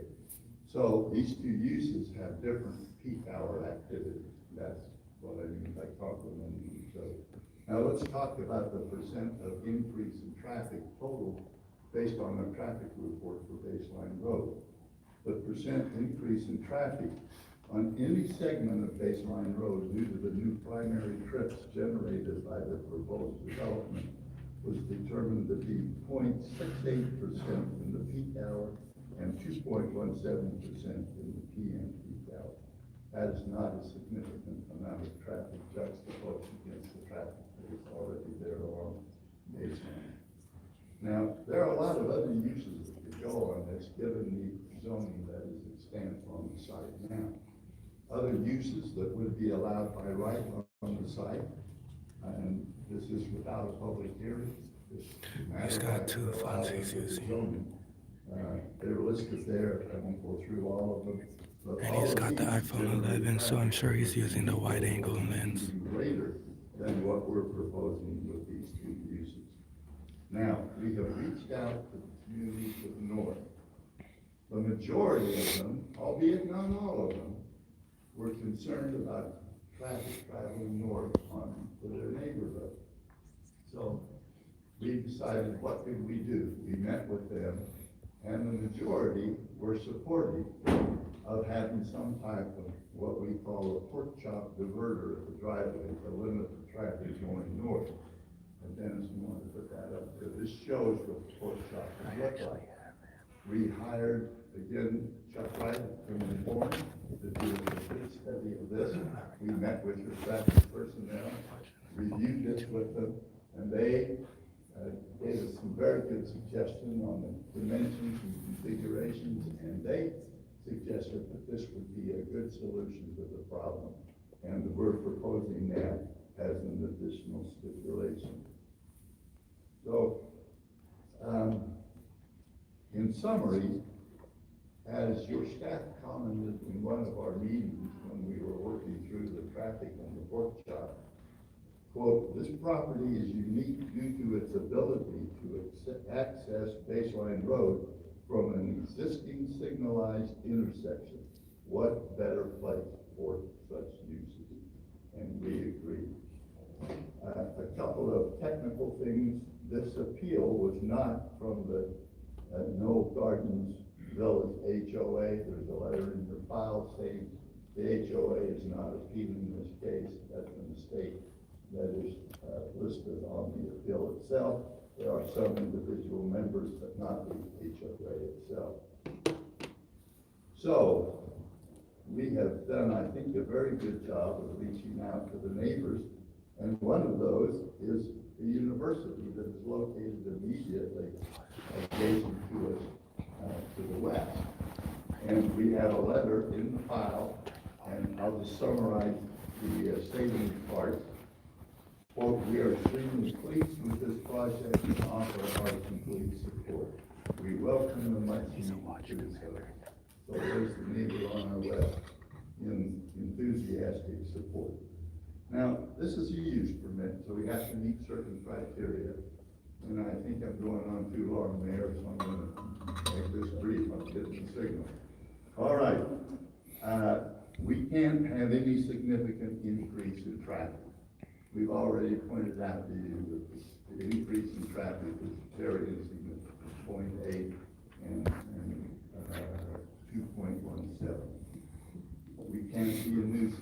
No one is claiming we're a nuisance in this case. I won't develop that premise any further. We can't contribute to the deterioration of the neighborhood. Clearly, we're an upgrade for the neighborhood and meet that criteria. The next criteria is we have to be compatible. We've already pointed out the other uses and the other zoning are basically identical to ours. And then there has to be adequate control of disruptive behavior. And I think that's rather axiomatic, and I'm not going to go into a lot of detail there. So, in summary, finally, thank you. We have met all the criteria to approve the 2 use permits. We have a staff recommendation. We have a DRC recommendation. We're in agreement with all of the stipulations. Now, I'm going to, the stipulations we've got up there, these are all stipulations that have been negotiated with the neighbors. I'm not going to go through them unless you wish me to. I got the hint. So these stipulations then were done in response to your admonition to us to work with the neighbors. I think we've done an admirable job, part of the Hubers. And these stipulations are acceptable to us, and we will incorporate them and ask you to incorporate them. Can you just briefly go over the stipulations that you have? Yes, I sure can. All right, stipulation 2, let me go through that. Stipulation 2 has been revised. Developer property owner shall install a raised channelized median, i.e. pork chop diverter at the driveway shown on the Kimley Horn graphic dated 2/11/2020, Exhibit 1, to restrict the northbound cross-through traffic at the intersection of Calabros, Rios Drive, and Baseline Road, subject to the review and approval of the engineering department. That's the pork chop I talked about. Then the other 25, 26, and 27 deal with Mr. Torres's property. 25 basically says we'll provide the enhanced landscape screen that I showed you in my presentation earlier, and that the landscape screen with mature plant material along the east boundary line will be maintained and replaced if it's necessary and within 30 days. 26, the owner shall provide a fee in the amount not to exceed $3,000 so that the association can put in landscaping on a wall to screen and protect their homeowners, their property owners association. And then lastly, we've agreed that no building mounted signage shall be allowed along the east building elevation. So those are the stipulations that have been negotiated with the neighbors. So we think we've done what you asked us to do, and we think we are a very good neighbor, that this is a very welcome use, recommended by the DRC and the staff, and we hope you would concur. Please answer any questions.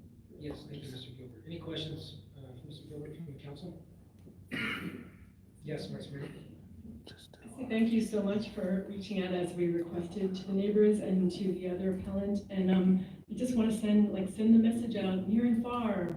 It's by carrier pigeon if we have to, but it's always better when developers work with the neighbors and the next door neighbors and the neighborhoods earlier in the process. It saves you money, it saves us time, it saves everybody a lot of energy. And although it's not a perfect solution, you've come up with solutions, and I really do want to applaud you for that.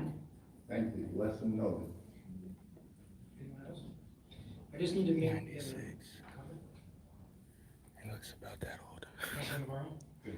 Yeah, I was just more towards the staff, and I just listened to neighbors. And obviously, you guys went out of your way to work with the neighborhood to try to get some things done. And obviously, we still have individuals that, it's not going to be satisfactory. But at the same time, I think that the city also does need to start looking at medians in that area with the city of Tempe area. I know it's a complex area because Phoenix is bordered right within that area. So the second cop sitting on the inside is Scott Smith.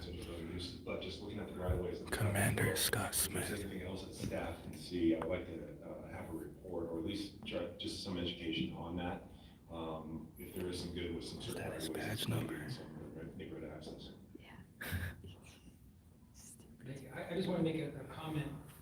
In looking at the traffic study in the packet, there are several recommendations on how to improve that intersection on Baseline and Cali Cerros Drive, including the signal optimization, creating opportunity, restriping and designing the driveway in the proposed development you have outlined for us. So I suggest that we make sure, from a staff and city perspective, that we uphold and ensure that the existing traffic that we'll have the full circulation needed to make sure that we don't add additional traffic from those developments. Okay, anybody else have any comments? Okay, so I'd like to restate that this item is for an appeal for the approval of a use permit to allow a drive-through and a development plan review for the South Mountain Retail located at 2415 West Baseline Road. Now, the options is one, to approve the appeal, which would reverse the DRC's decision, or the other option is to deny the appeal to uphold the DRC's decision to approve the use permit. Yes.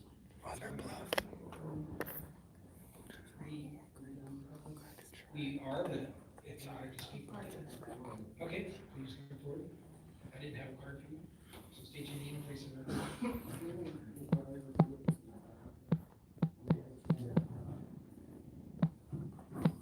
I'm not a public speaker, so this is really tough. My name is Bart Brooks. I live on Desiree Lane in Canal Gardens. I've lived there since 1980. Just got a donation. Thank you, Swamp Fox. So I'm aware of what we went through way back when Waywood closed, when it was full of cut through and speeding. When that happened, it forced all the traffic in from 48th Street, of course, to go down Cali Los Cerros or to cut through the neighborhood. So we were, from the city, able to work with people in the past to get speed humps on a lot of the streets off of 48th Street, Minton, Dunbar, through the neighborhood, to try to slow people down. In January of 2017, we met with, I guess the traffic engineers, maybe Julian, Steve Horseman, those guys.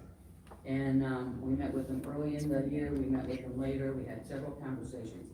They pointed us towards the ADOT, the MEG, the Spine, South Mountain 202, all this stuff is gonna help us out. The unfortunate thing, all this stuff isn't gonna help us out till down the road, 2025, 2026. So in the meantime, we have to look out for our best interest, because we're clogged at the intersection all the time, almost, at Baseline and Cali. And part of our concern, let me say this, we have no problem with the in and out or the Starbucks. We have an issue with the drive-through because of traffic. We have it not because of them, but because of the location we're in. There is such a flood of people that come from the Phoenix area through our neighborhood. So Julian and them had us do traffic calming through the grant, and we've been, we're very grateful that we've been able to get 2 circles in there and a median on Cali Los Cerros. We have speed bumps on Vineyard that they fly over, and a lot of them come in from 48th Street. So that's why we're requesting a median at Vineyard and Minton. We know we can't stop the cut through, but they are pretty disrespectful when they come through. I mean, they like to speed. They don't care that we have intersections where our people have to go back and forth. They block intersections, they block driveways, which is why we have those things in place. They have helped, but more is needed. So we are asking for medians, and the problem we have with that, or I guess the question we have, can we be allowed to submit the grant, the Marion Quarter grant, use that to get us medians at Minton and Vineyard without having to go through a bunch of traffic studies. I don't know how they do a traffic study when you're coming in an entry like that. Does that make sense? Like we had the lines in the road that did the volume and the speed on for the circle and stuff.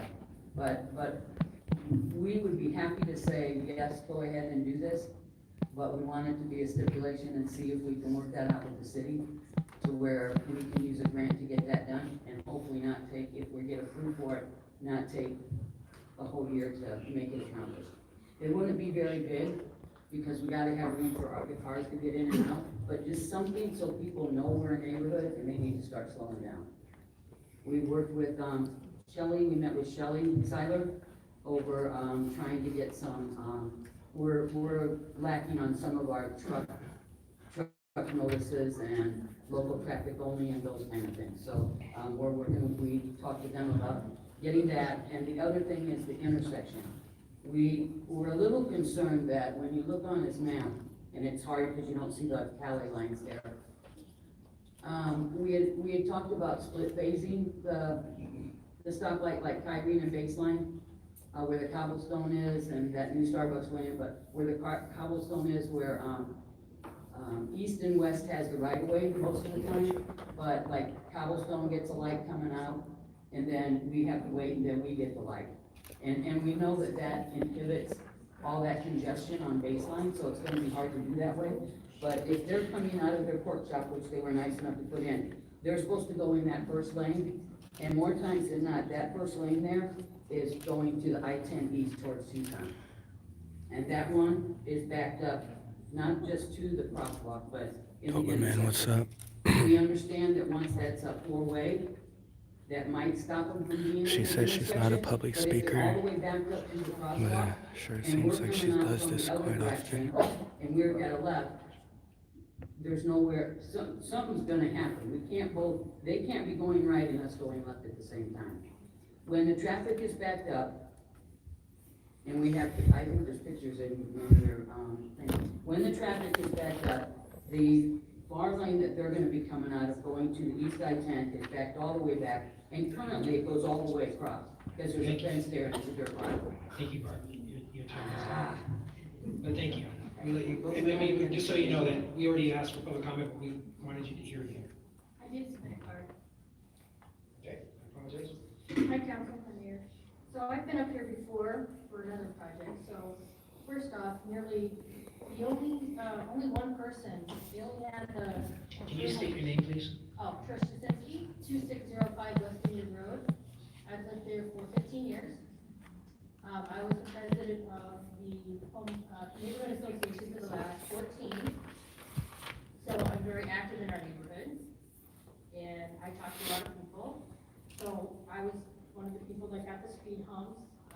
I've been in touch with Parks and Rec, all that kind of stuff for a lot of different. They have that because last year we had overtook the city council, basically sat in their seats. But anyway, let's get back to this project.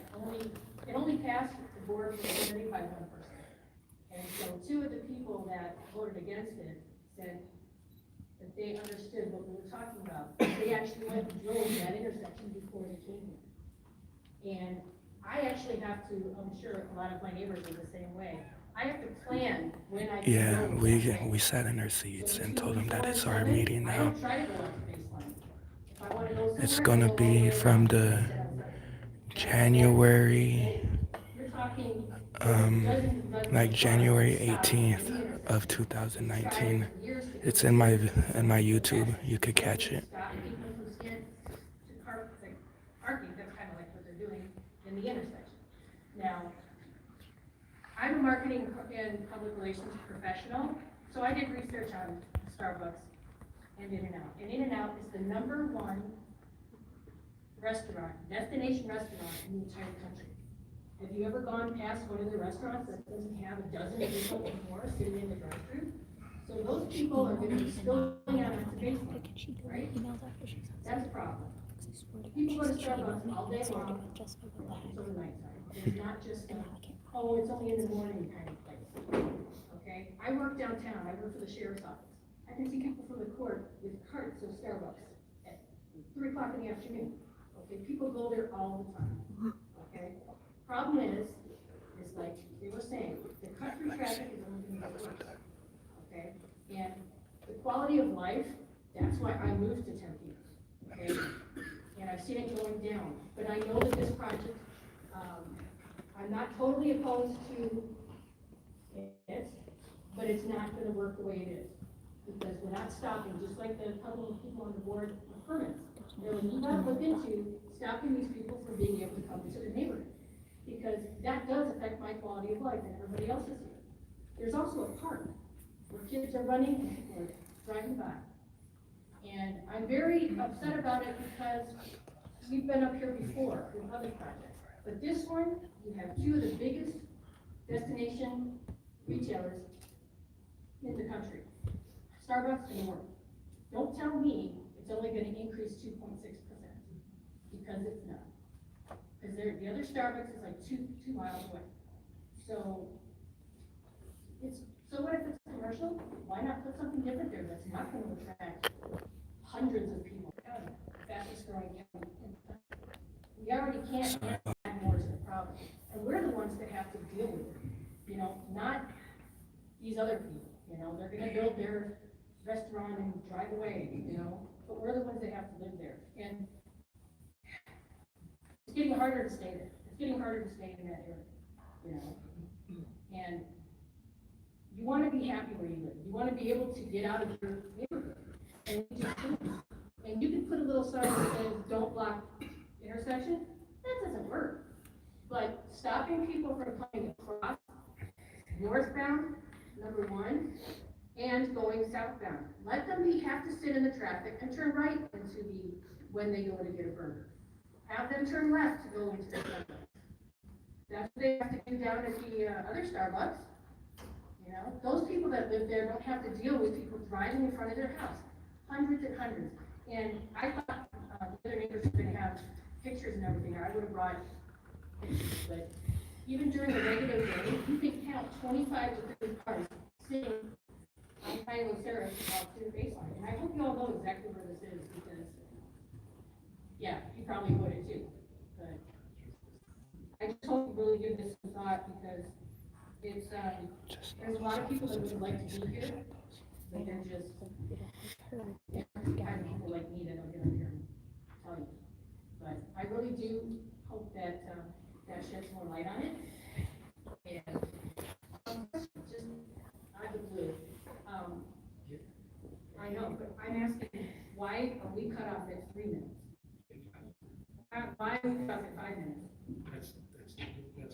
No. At least you don't get 3. I'm just curious. No, because you're, this is a public comment, but the appellants, because they all spoke, they have more than 5 minutes. Right. So the developer gets as much time. But so did appellants. They just didn't use it. Okay. So I'm just curious. the appellants have, but, so this is this is a public hearing item with the asterisk. So members of the public, because it is a public hearing item, you have up to 5 minutes. Oh, yeah, I got that. Okay. But the appellant, they all get Yeah, I out of wasn't time. listed on there for some reason. Okay.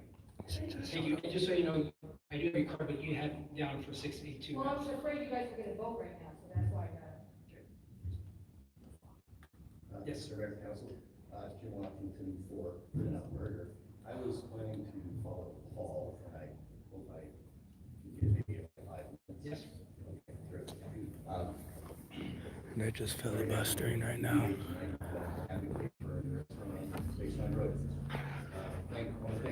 Dude next to this car looks like Bob Saget. I think we did a good job detailing the sincere and meaningful steps we've taken to reach out to and work with our neighbors to address their concerns. In that support of everything Paul stated, we ask tonight that we vote to uphold the DRC approval and staff recommendation for approval of both cases. I know we have a long agenda, and I appreciate that, but I do want to share a little bit of information about in general and specific to this proposed location that will inform the decision. In-N-Out is a privately owned family business founded in 1948 by Harry and Esther Knight. We celebrate our 72nd anniversary this year. We're currently owned and led by the granddaughter of the founders, Lindsay Snyder. We're careful and deliberate in our growth, franchise, specifically to maintain our strong company culture, our incredible customer experience, and most importantly, the quality of the food. We recently opened our 351st store in Kaiser, Oregon. We operate restaurants in 6 states: California, Arizona, Nevada, Utah, Texas, and Oregon. And we plan to open a distribution center and stores in our 7th state, Colorado areas. In-N-Out is extremely fortunate to operate 29 stores in Arizona presently. And we're very excited that the proposed baseline road location will be our 2nd store in Tempe. Our current Tempe location is a very successful store, not only in terms of sales and customer satisfaction, but it operates in great harmony with the surrounding transportation system and our nearby neighbors, which include Starbucks, Shop, Jersey Mike Subs businesses, as well as the Aloft Hotel and many other nearby commercial and multifamily businesses. That's my presentation. Please. And where's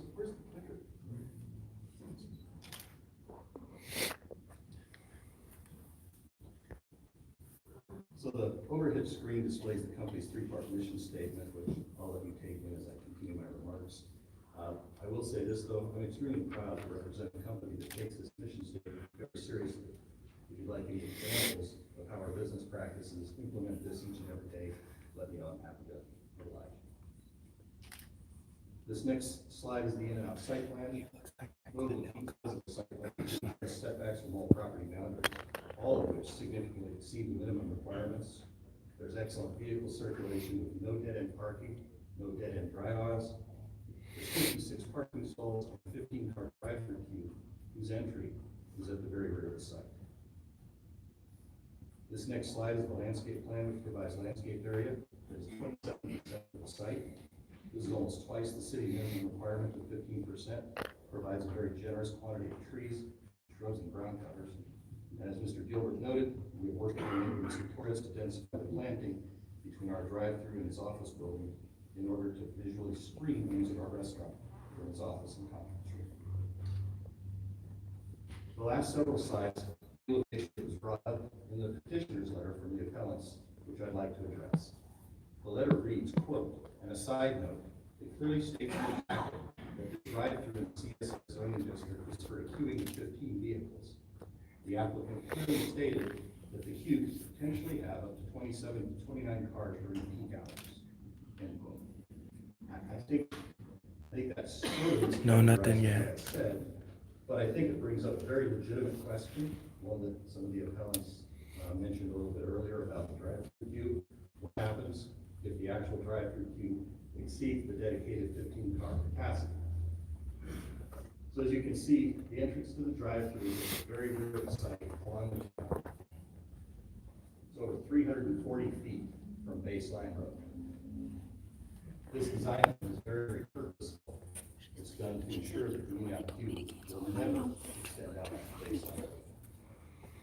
So as cars enter the queue, orders are taken at the menu board speaker, which is located at the position of car number 8, which is enumerated there on the screen.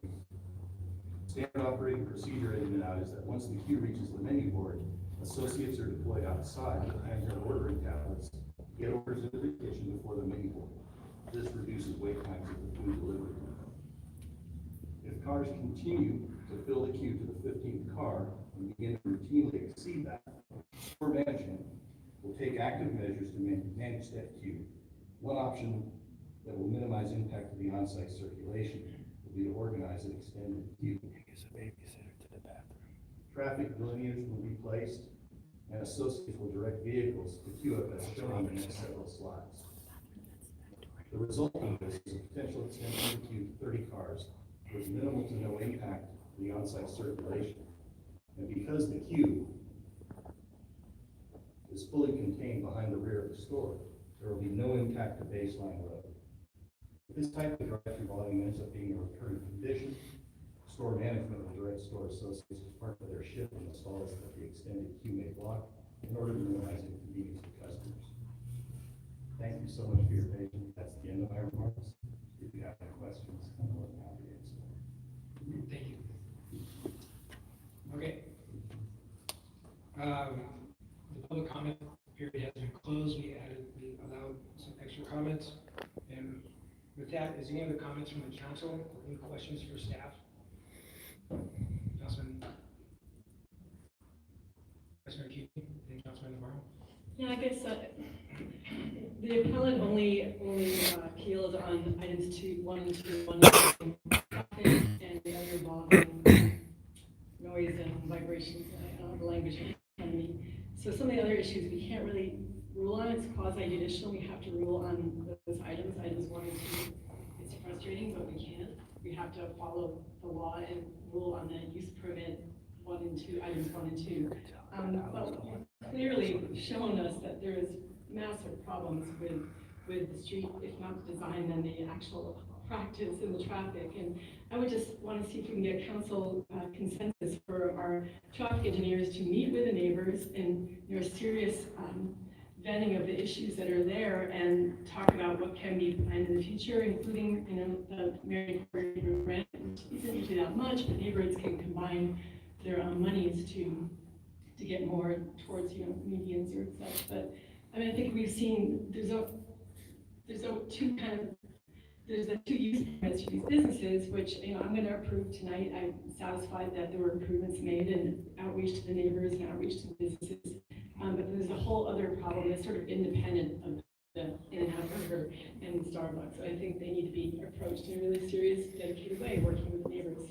So I don't know if we have approval for that, to ask staff to work with the neighborhoods and businesses. I would concur. I think it's vital. We heard it from our neighbors. It's no different than what happened on, Wyndham, because I remember that. Yeah, Wyndham. So I encourage our staff to meet as well with those neighbors. Councilmember Hernandez. No, Mayor, I agree, and Barb, I just want to say thank you for thinking outside the box and trying to come up with a solution. So thank you for doing that. Thank you for the developers and In-N-Out Burger and Starbucks for wanting to be part of our Tempe community. I think that's always a great thing, and I think they did show good faith, like the Vice Mayor mentioned, about reaching out to our neighbors and trying to accommodate the best they can. So we certainly do appreciate that. But I have a lot of compassion for our neighborhoods and making sure that the quality of life and life is possibly can be. Sure, So no. I 100% agree with I can't mention that here. There's a way that we can push towards eliminating some traffic concerns. I think we need to do that sooner than later. And with that, we'll have Cedar Muslin, Jillian, and Mary meet with you after this. Councilman Navarro. Mayor, thank you. I have a real concern with the exiting of the traffic onto Baseline Road. So it backs up there. It's a great point. Working over there in that area for a number of years at the fire station off Baseline Road, it was a challenge a lot of times to get through. So my question is, when they exit going right towards I-10, that's where the backup starts. And to the point of where traffic goes over that line, I've seen that many times to where you can't even get in. So my concern is people leaving the complex, not just on the outside, but also Starbucks. Let's just say it's a less traffic. You still might have 1 or 2 cars already building up back there. So the real concern is not whether back up the traffic going in the Atrium that's leaving, where you can't get out, and then the backup starts right there at the driveway. So that's probably my biggest concern right now. I'm trying to think this through and trying to improve it because that's just tremendous. And I have a concern with that. Anyone else? Councilmember Keating. Thank you, Mayor. I agree with everything that Vice Mayor Kuby suggested as far as meeting with the neighbors and trying to figure out some way to mitigate their concerns for this property. I think there are probably some better things we could do in that area. That area is very, very difficult to get around and get through. I used to live over there. So I told supervise that, and also the Councilman Navarro said there's a way that we could figure out how to move, try to get it out, how people. And I mentioned in my earlier comments about the traffic study and looking at how some of the recommendations made, even with going and not parking in the intersection there. And it comes down to enforcement on our end. That's something that we're going to be looking at as well. Councilman Navarro? Yeah, so my question is the staff make me feel at ease right now. Because I don't need to understand people leaving the complex. How is it gonna, how are we gonna help this? Thank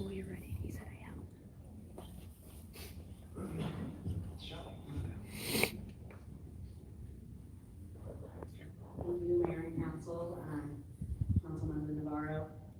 This is a difficult and challenging situation for us.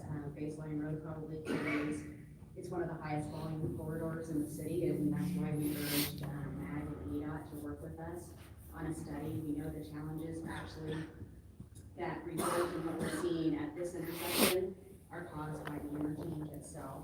So we are going to continue to work with MAG and ADOT to come up with solutions. The solutions might not be immediate, but it's a long-term thing for us. We know that there's the I-10 corridor improvements, but we will also work with our signal engineers on the timing. Technically, the people who are exiting the site should not sit within the intersection. They cannot actually fully cross the intersection and clear it. That's actually not a legal movement, and so we'll continue to work with our police department on that as well. During peak hours, it probably, especially in the PM, it will be out here. So the question is, now it's like, a left turn lane, a right turn lane going to I-10, they have to pull into the immediate lane. I understand that. And so the people coming in or off of into the neighborhood should have 3 lanes, right? Correct? 2? I think it's 3. 3. So 3 lanes, they should have 1 or 2 that should not be impeded. So I would hope there's enforcement out there from the get-go, from the understanding. And the other thing that gives me maybe a little bit is I know the city of Phoenix has issues with development of the neighborhood, well, not issues, there is development going on Baseline Road with additional housing.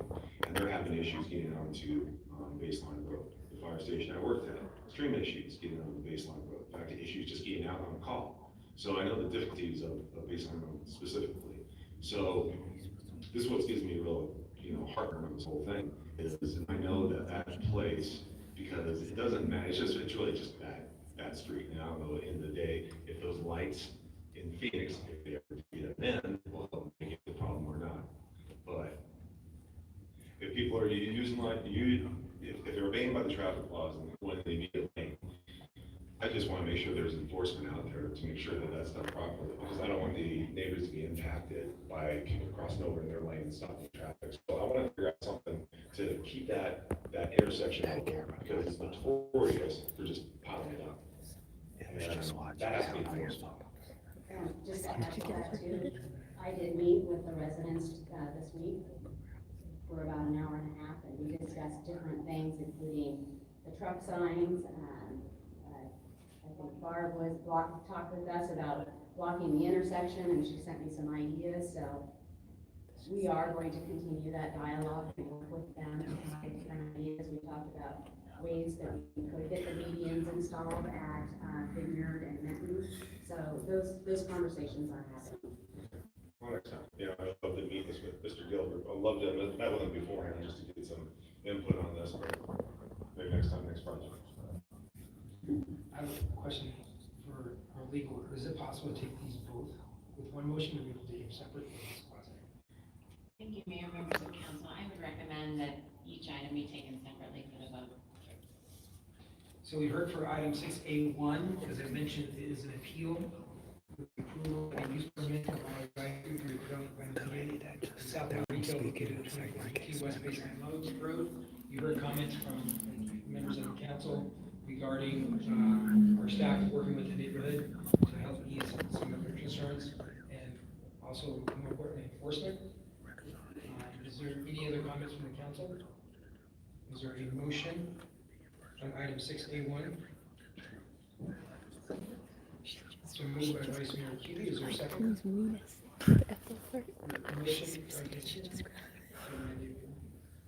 Motion to deny the appeal by Vice Mayor Keeley, seconded by Councilmember Giordano Savage. All those in favor, please say aye. Aye. All those opposed? That motion passes 6-0. Councilmember Connor's absent. Next item is item 6A2. It's public hearing for an appeal for the Development Review Commission's decision to approve a use permit to allow a drive-through and development plan review for the In-N-Out Burger located at 2401 Baseline Road. The applicant party is Marion Bronwell of No Gardens, Homes Association, Israel Torres, the Torres Law Firm, and Pamela Thompson, Leckwitz. This is a public hearing. I would the appellant like to make a statement, something somebody did before. Would you like? No? Same thing? Okay. And I think we've heard from the applicant. Is there, now this is a public hearing item. I do have Trish, would you like to come back up?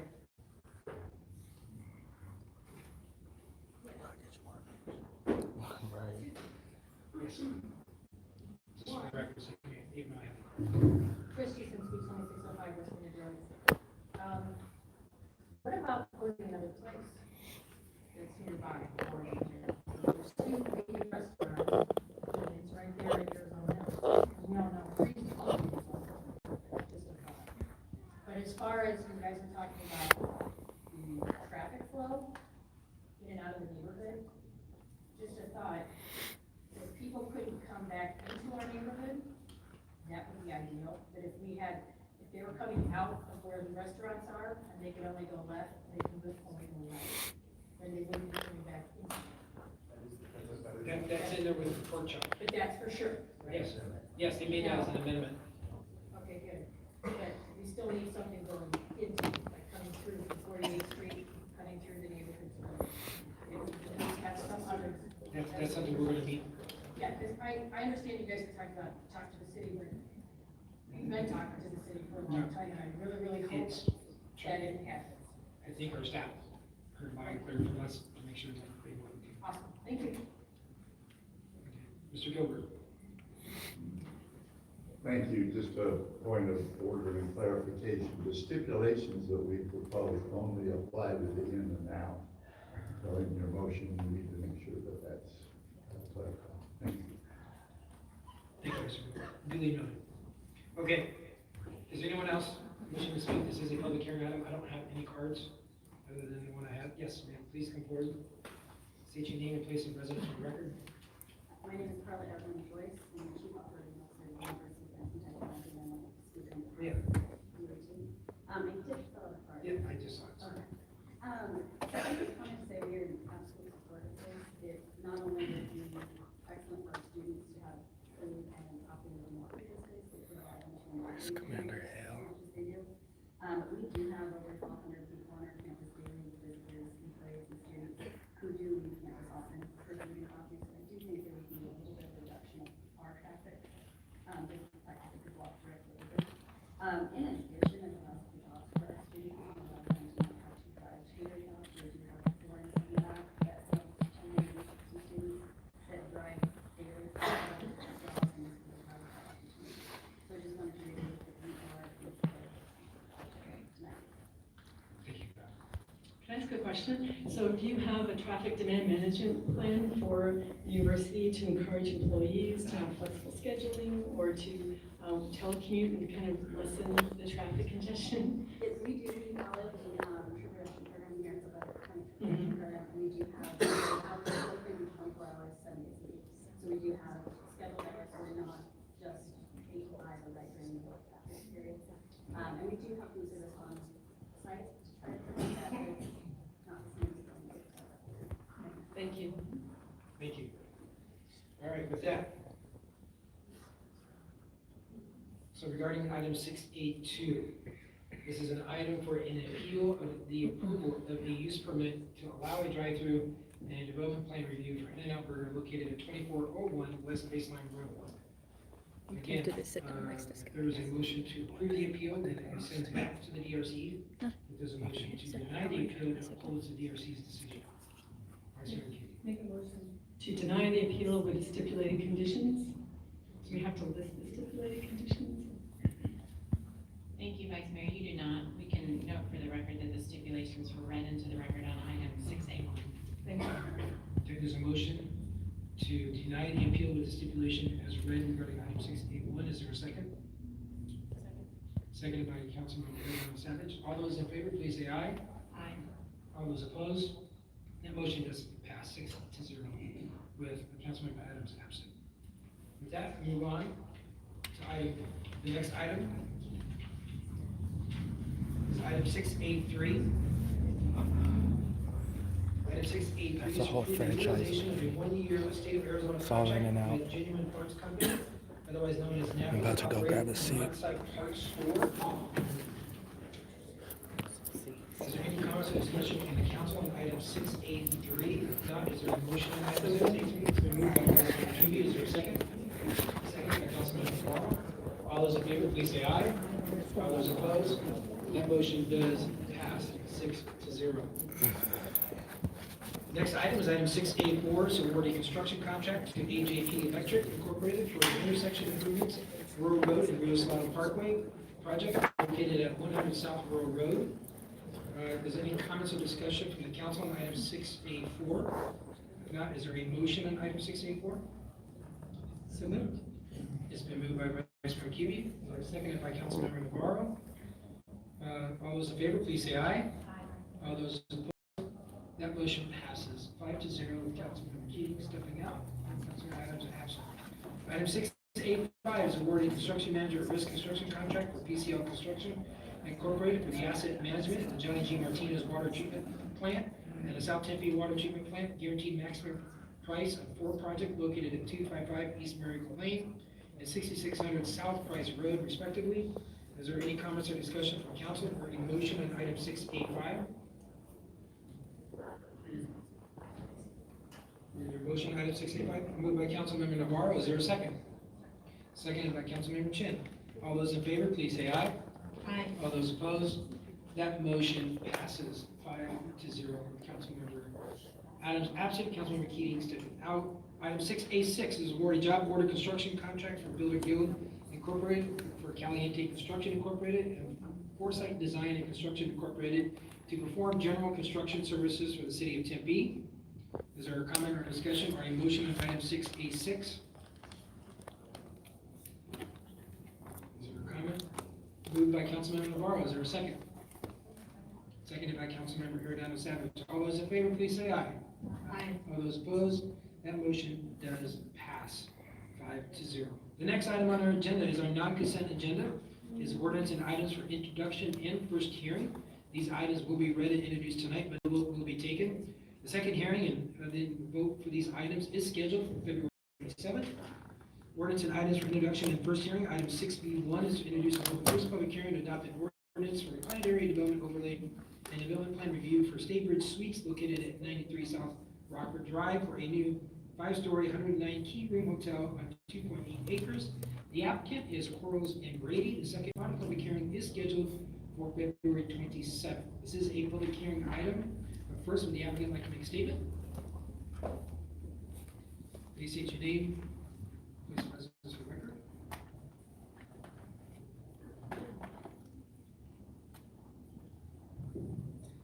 Mayor, members of the council, my name is Benjamin Graff with the law firm of Quarles and Brady, LLP. We're at 2 North Central in Phoenix, Arizona. Thank you for your time tonight. I want to thank Diana Kaminsky and staff for all the time that they put into working with this. Your staff is impeccable. Even Mr. Greg Wolf tonight helped me with this presentation up here just on the nick time, so I really do appreciate everything that staff does. Mayor, council, maybe I could get an indication of whether you prefer an abbreviated review or a full presentation at this time. Do a little abbreviated one, just sure. This is for sharing. Yeah, I'd be happy to fill in any blanks. If it pleases the council, one of the first things I really like to point out, our site here at 2100 Rio Salado, the new location for the Statebridge Suites. A lot of the council and the mayor are familiar with the history here, but this is one of my favorite cases to come back to. I've been before you a few times as we developed this, because it's the only time in my career I get to literally say we turned garbage into something amazing. This was a landfill, as you know. Tempe These Marketplace. are the original sites of the landfill site, and all of the compaction and process that it took to get 2100 Rio Salado to where it is today. This wall is important. This site is actually 15 feet above grade and adds to the height requirement, which is why our PAD asks for a slight adjustment from 75 feet to 78 feet for our hotel. This is the proposed location, although this is a somewhat outdated site. And we're basically here because originally the PAD slotted 2 retail buildings for this location. As the market has changed, we've realized an addition of 109 unit, 5-story hotel will be ideal and responsive and fit the needs of the growing office and commerce area. So the PAD requests for us to change those 2 retail buildings into the 5-story hotel itself, which really fits in well with the other developments in the area. I won't go into all the detail of the prior approvals, but we know the council has reviewed multiple permits, use permits for multi-family retail, other uses on this site, and we've overtaken approval moving forward. Already familiar with the site itself, because the zoning is in itself a heavy industrial district, we are required to get a use permit, and that was already approved unanimously by the DRC. I think I'll stop briefly on this slide just because this really is in a nutshell what we need. It's not just the change from retail to hotel, but it's also the request for a slight height increase. And again, the hotel is actually only 63 feet in height. from grade, but the city of Tempe ordinance requires us to measure height from actually the salado. So that's where the height adjustments occur. And you probably recall the Boyer office buildings to our north, they're actually already 80 feet tall, so this height adjustment is not allowing for that at all. I'm going to end for today with some of the just exhibits for design and point out that the more visible site, our south elevation facing Rio Salado, we actually got some really good feedback from the Development Review Commission members prior to the hearing. We were able to take this kind of flatter look here and develop a much more color intense, three-dimensional look for here. And we also have the pool moved forward along Rockford Drive. They're doing it on purpose because we have It's two gonna allow people on the for board. Really inviting pool experience, looking in all three directions, again with that 15-foot height. We've paid a lot of attention to materials and details. We think it's just a really good looking project. And that being said, staff has requested a few changes to a couple of materials, which they've incorporated into the stipulations. We have no objection to those stipulations at this time. We are in favor of all the stipulations.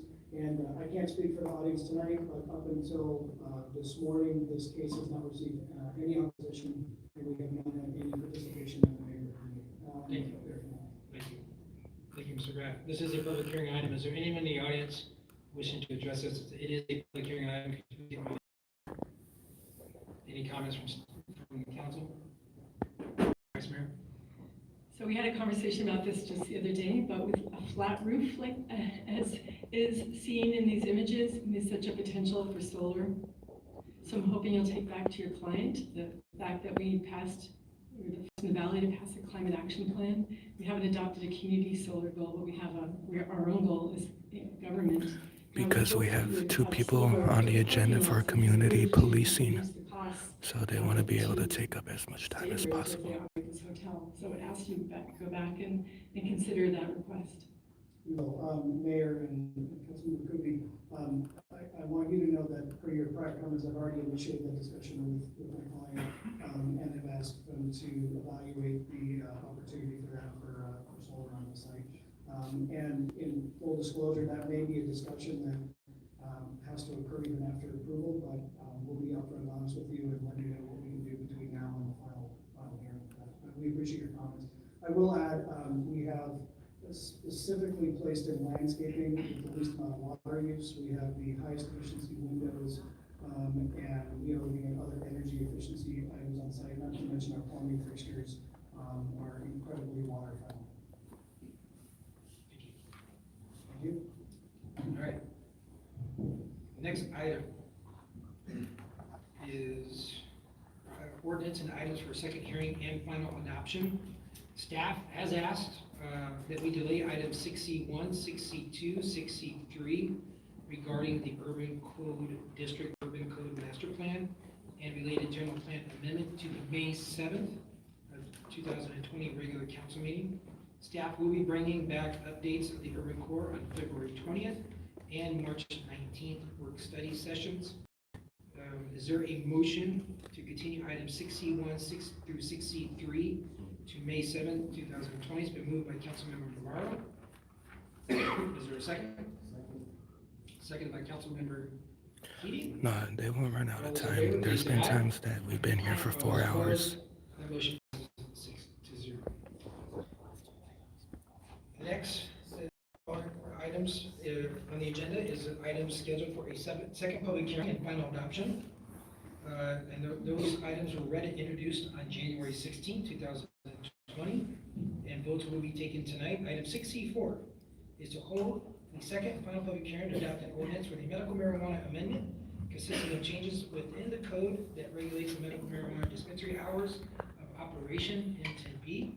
The applicant is Harvest of Tempe. The first public hearing was held on January 16th. Would the applicant like to make a statement? Is Lauren? Okay, Lauren in the house, please go forward. Thank you, Mayor. Thank you, council members. My name is Lauren Niehaus, Government Affairs with Harvest Health and Recreation. I appreciate you giving me the opportunity to present a couple of weeks ago. I hope that everybody was able to see that presentation for those who weren't able to attend. I really wanted to just so great throughout the process, and open myself up for any additional questions that may have come up that were unanswered from our last presentation. Thank you. Yes, Councilmember Aaron Savage. I just want to say thank you for the information. I really do appreciate the efforts and getting that information. Yeah, absolutely. And thank you, Ryan, wherever you are, for your information. Great. Thank you. You're welcome. Thank you. This is a public comment. I do have one other additional card. From me, that was just me. Ryan Hurley. No, I did write a card for myself. I know, I got that, but I have another one. Okay, perfect. Well, thank you guys very much. Thank you. Next is, we have Ryan Hurley. Please state your name and place of residence for the record. Thank you, Mr. Mayor, members of council. My name is Ryan Hurley. I'm here tonight on behalf of Holistic Patient Wellness Group. We operate a dispensary doing business as Soulflower Wellness on 1322 North McClintock. I'd like to thank the council for considering this change. This is the direction. Sorry, y'all, I was typing to someone. Safe operations, and we're excited to hopefully be able to stay open a couple more hours and avoid the traffic jam and the congestion that happens in our facility around 8 p.m. every night. So I would encourage you to support this and ask for your support. Thank you. Thank you. That's all the cards I have. Is any other comments regarding public comment on item 6C4? Seeing none. Any comments from the council? Yes, Councilmember Keating. Thank you very much, Mayor. I will be supporting this item tonight. I just feel it makes sense to be aligned with our neighboring cities. It's not that big of a change. Obviously, additional revenues that we might get past 8 p.m. I don't see it really impacting tenant units and quality of life really at all. So I will be supporting this item. Thank you. Thank you. Any other comments? Is there a motion? Item 6C5. It's been moved by Councilman Navarro, seconded by Councilmember Keating. All those in favor, please say aye. Aye. All those opposed, that motion passes 6-0. Next item is item 6C5, is to hold a second final public hearing to adopt an ordinance to adopt a subsection under Tempe City Code Section 27-22 for sewers and sewers disposal, additional pre-treatment measures relating to granting variances to requirements in Section 27-22, and formalize the best management practice agreements when such a variance or BMP would not result in the harm of wastewater collection. This first public hearing was held on January 16, 2020. This is a public hearing item, and I do have one card. Mr. Whit Harbaugh. Please state your name, please, the presence for the record. Thank you. Hi, I'm Whit Harbaugh. I own and operate a Ohio Yogurt, 219 East Baseline Road. I actually got a huge breath of fresh air today. I've been going back and forth with the utilities division for a few months now, trying to figure out a solution. I share a complex with 8 full-scale restaurants that all cook and utilize grease, fats, and oils. So there was a problem with drainage near us, and they came through and looked at different things. And back in 2009, when I got my certificate of occupancy, we went through all the proper permitting and everything and had everything cleared, and we were not seen as a big enough contributor to the sewer problem.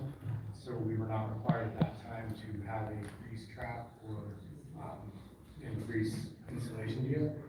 When I was reapproached, we found out about the problem, and we were kind of staring in the face. I hired an engineer, contractor, architect, and our quotes came back at between $20,000 to $25,000. Small shop, like 3 employees. Took that as a big hit. It would close us down for over a week, and we at the time didn't really have the option to prove that our footprint into the sewer is very large. So something like this variance would be great for us. I spoke with the utilities division today. She encouraged me. I didn't know this happened in January, so I apologize for the absence of you. But to come in and talk, since we kind of fit a perfect example of how this could be worked. So this is the last item on the agenda before Black Lives Matter, Phoenix Metro goes up and speak. Push this through so that we'll be able to take advantage of creating better policies and moving forward. Thank you. Thank you. All right, this is a public hearing item. Is there anyone else in the audience wishing to address item 6C5? Seeing none, is there a motion? Moved by Councilman Navarro, is there a second? Seconded by Councilmember Bernardo Savage. All those in favor, please say aye. Aye. All those opposed, that motion does pass. Next item on our agenda is going to be public appearances. So according to the Arizona Open Meeting Law, the City Council may only discuss matters listed on this agenda for discussion and legal action. Matters discussed by the public during public appearances cannot be discussed by the City Council unless they are otherwise listed on this agenda for discussion and legal action. Exceptions allow for council members to ask staff through the city manager to review a matter, or put a matter on a future agenda, or respond to criticism at a conclusion of the open call to the public. Speakers must present at the podium. There is a 3-minute time limit per speaker. Speakers' visual aids and appearances by phone or recordings are not allowed. Members of the public shall refrain from making any personal, impertinent, or slanderous remarks and from becoming boisterous while attending the city council or while attending the meeting. Unauthorized remarks from the audience, clapping, stomping of feet, yelling, or any other similar demonstrations are also prohibited. Violation of these rules will result in the removal of the city council meeting. I'd like to start the public process with a brief statement as well as an update on the criminal administrative investigations into the death of Antonio Arce. As a council, we have always maintained that the death of Antonio Arce was a tragedy. And while we have had to respect the process in state law, we also express our condolences to the family. And we know that they are hurting right now in light of the county attorney's decision not to charge former Officer Hine. The Arce family is left with a decision from the county attorney that does not provide them with a satisfying resolution, and that must be frustrating. I know that those of you here this evening are also frustrated with the county attorney's decision. While we cannot speak to the county attorney's decision not to charge Officer Hine, we did release the administrative investigation, and it found that former Officer Hine violated police policies and procedures, and former Officer Hine was found to have acted outside the scope of his training, and had he not resigned, he would have faced discipline for his actions that led to the death of Antonio Arce. Moving forward, I firmly believe that my role, as well as the council's role, lies in helping our community come together and continuing to build a Tempe that is safe and that focuses on our core values of mutual respect and understanding. And currently, we are working with Pastor Andre Miller on a community conversation. And our first community conversation will be March 3rd. There will be more to come on that information, on that forum. But at this time, I would like to ask Pastor Andre Miller if he can come forward to the podium and have a few comments for us. Pastor. Thank you, Mayor, Vice Mayor, and Council. The Antonio Arce case has pushed the community and the city to a point where collaboration, transparency, and changes are a must. I stand here as a father of a teenager, an advocate who has dealt with the Mesa Police Department, the Maricopa County Sheriff's Office, Peoria School District, Banner Hospital, and other agencies to do what it takes to ensure we do what needs to be done to rebuild trust and ensure the community has a collective voice that is heard. Chief Moore has committed to me to setting seats at the table for concerned citizens in March as we dive into policies that are of great concern for the citizens who are served in the city of Tempe. The mayor and council have also assured me their commitment to continual dialogue with measured, actionable items that affect us all. Not only have they committed to have conversations, they've also Phoenix committed, Stopwatch, this is who I was telling you about, Pastor Andre Miller. To move and have actionable items for a concerned community, and for that I'm grateful. We all understand that no one should lose their life when they have an encounter, when avoidable, with a police officer. And we should push to make sure that these occurrences like this are rare and never common, not only in Tempe, but also beyond. So I want to offer a website for you all tonight to contact me. The website is communityarmor.com.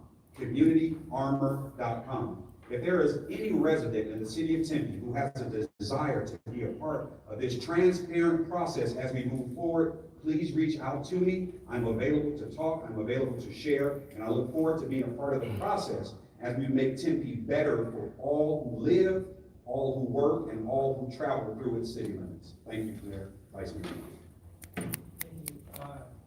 Thank you, Pastor Miller. With that, now we're going to move into our scheduled public appearances. Tonight, we have Ms. Verdi Hernandez.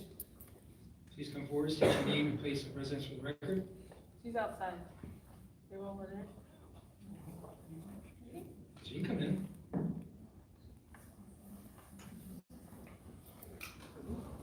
If Dee Dee's not here, we can go to Sarah. Sarah Tacola. Is Sarah here? Yeah, but Rudy's here.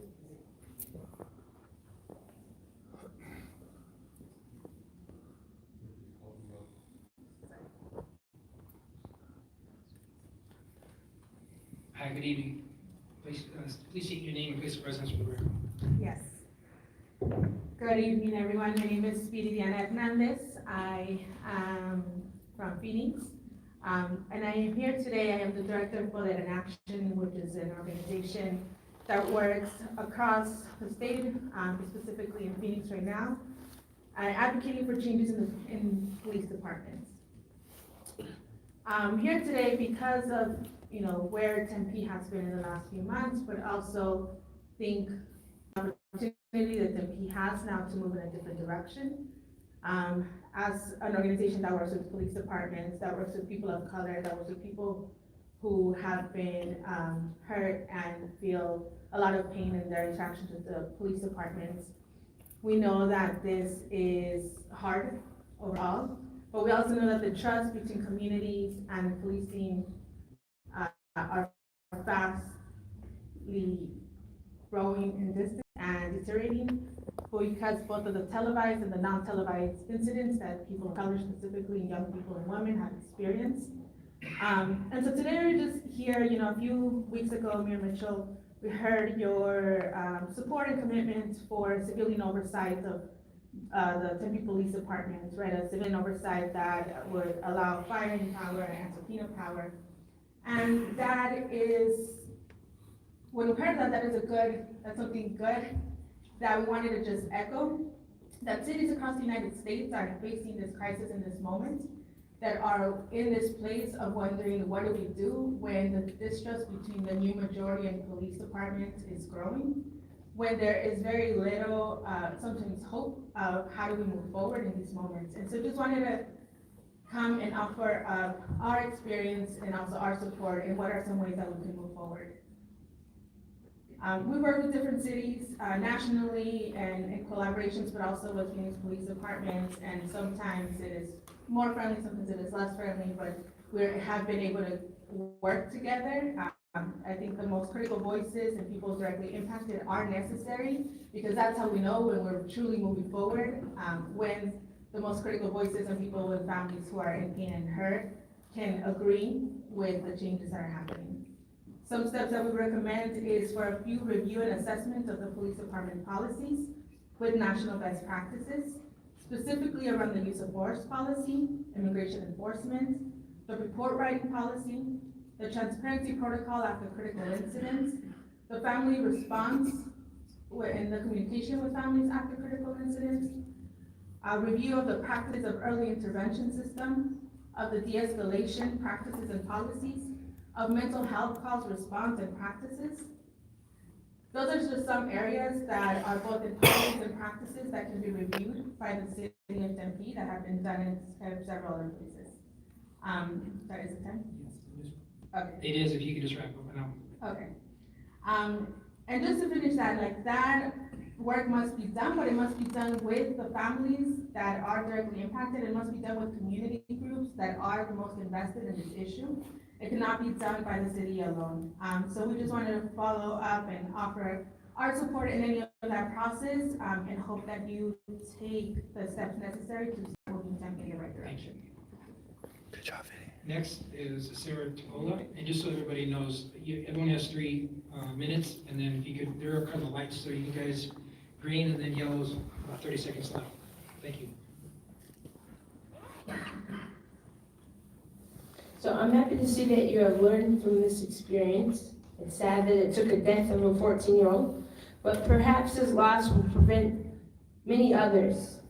Mayor Mark Mitchell, At the January 29th youth-led Tempe candidate forum, you said you support a citizens review board that has subpoena and hiring and firing power, and that the composition of the board would be those most impacted, communities of color. Is that true, Mayor? Yes, that's something that we're gonna work on with our forums, and we're gonna actually work, and I'm glad that Vita spoke earlier, so we can work with her, so we can have those community forums with Pastor Miller. Because if that's true, we're happy to hear that, and we would like to be on that same page. So we're wondering how are we gonna get the ball rolling, because we understand that you currently have a use of force committee that does not have firing power. We understand that subpoena power will take a change to the city charter, and we don't even necessarily need subpoena power if we have firing power.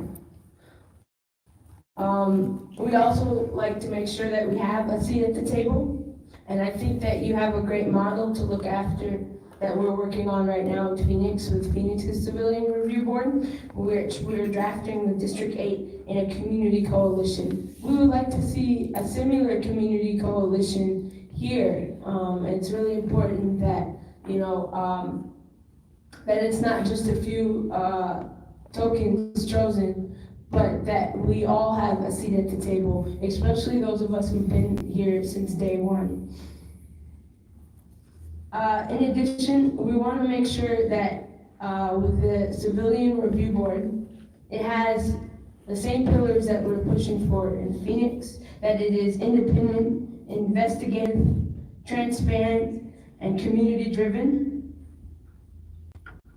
In addition, we need to see a change to the use of force policy that allows not only Antonio Arce's life to be taken and the officer to go free, but also allowed Dalvin Holland's life to be taken. Currently, the use of policy has, throughout the document, the idea that if there is a reasonable belief, one can use violence even to the point of death. Reasonable belief is a subjective. We need to take out the subjectivities in the use of force policy, because it is through the subjectivities that bias and racism is allowed to come in, and how officers are able to continue to get let off after murdering. We also want to make sure that deadly force is to never be used on children at any cost, nor is it to be used near children like we saw with the Oak Ridge case. Thank you for your time, and I look forward to us continuing this conversation. Thank you. That's all we have for scheduled public appearances. For unscheduled, I have some cards in front of me. Mr. Darian Barrett. Hello, Mayor. I'm here a year and some weeks later after the death of Antonio Arce. I'm glad you guys spoke up about, Josephine violating the code of conduct use of force policy. What I don't agree with is how long you guys bit your tongue and held it. I want to thank Sarah for mentioning Dalvin Hollins. His federal case is actually starting in like 4 weeks. I was informed by his mother, so I'm going to be focusing on him a lot more. Antonio Arce, you guys said that you're going to work on retraining your officers. If you're going to do that, bring proof. Stop posting a picture on Twitter that says that this officer made it through training. Provide more proof. Provide a video of them going through. Provide the evidence. You guys want to rewrite the use of force policy. When we do a public records request, if I'm correct, the version we get is from like 87 to somewhere in the 90s. If we're going to rewrite this policy, we need city leaders to reach out to community leaders in order to, make this use of force policy transparent with the community and the city. We need, we can't be biting our tongues, Sylvia. It was a long time, and you did it with Dalvin Hollins. You too, Mike Pulley. And in this case, it wasn't the gun that killed Antonio Arce. It was Joseph Hine, a mentally ill person that you guys let back onto the force plenty of times within a 3-month period. Sylvia, you shouldn't, even if it was before, Mike Pulley, you've been around. You should have known to tell your police chief that Officer Joseph Hine is not stable and fit for the community. I know Sylvia has heard me say it last year that Officer Joseph Hine was unfit for for his job. I've requested to meet with her. It was brought to the attention that I should meet with her with someone. You know, this use of force policy needs to be brought to the attention with the community. Other than that, I respect the fact that you guys did acknowledge the use of force policy being violated. Just, from here on, continue what you're doing. Continue spreading the word that we want to hear, not what you want to provide. I know you could only provide so much, but if you work with the community will work with you. Thank you. Thank you. Next is Queen Love. Could you please state your name and place your residence on record?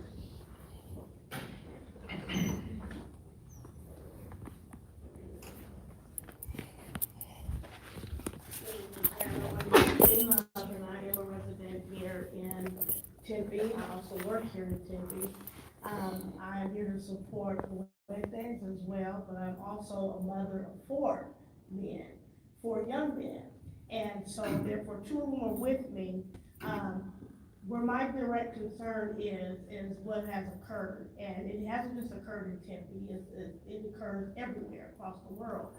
Thank you. My question is, when does it stop? When does the excuses stop? When does we allow these individuals, I call them monsters, anybody that's a murderer that can murder a 14-year-old child, that's running away from them, that's not harming, that's not a threat. When do we stop making excuses and covering their tracks? When does that stop? Because we can acknowledge and we can acknowledge and we can acknowledge. People are paying taxes for the very organization to protect and serve. This is another form of bullying, and they have campaigns against bullying. So it's almost like we're contradicting ourselves. It's okay to bully in one area, but it's not okay to bully in this area. When does all this foolishness stop? We do appreciate that you recognize that any human of any type of heart would acknowledge that a child is not a threat to an adult. It's not a gang member. Everybody's not gang members. When does it stop? And that's my question to the council. When are we going to come up with a solution to stop having all these discussions that's going nowhere with no results? We're having all these discussions with no results. When do we come to a medium to say, this stops? No, you can quit, but you will not have your pension. You will not get paid to murder. You're going against your own policy. You're going against your own policy when you can murder and go home and get paid for it. To me, that's just disrespectful to life in general. Why do we as mothers have to fear that when our children, because my sons, they don't even look 17. They look like grown men. And to an officer that may have some type of chemical imbalance, he's going to find a reason to approach them. And because they've never been in trouble with the law, he's not going to know how to respond besides yes, sir, or no, sir. And then he's going to find a reason for that may be offensive. Maybe in his tone, maybe in his stand, maybe in his posture. My 17-year-old is 6'4". My 17-year-old is 6'4". That could be very intimidating to a mentally ill officer. When does it stop? What is the protocol? What's the policy? Where do we go from here? Because it's not just this young man that died, but it's all over. Thank you, Queen Love. Thank you. Next is Evan Harrison. Please state your name and place of residence for the record. After Evan, on deck is Milos Paz.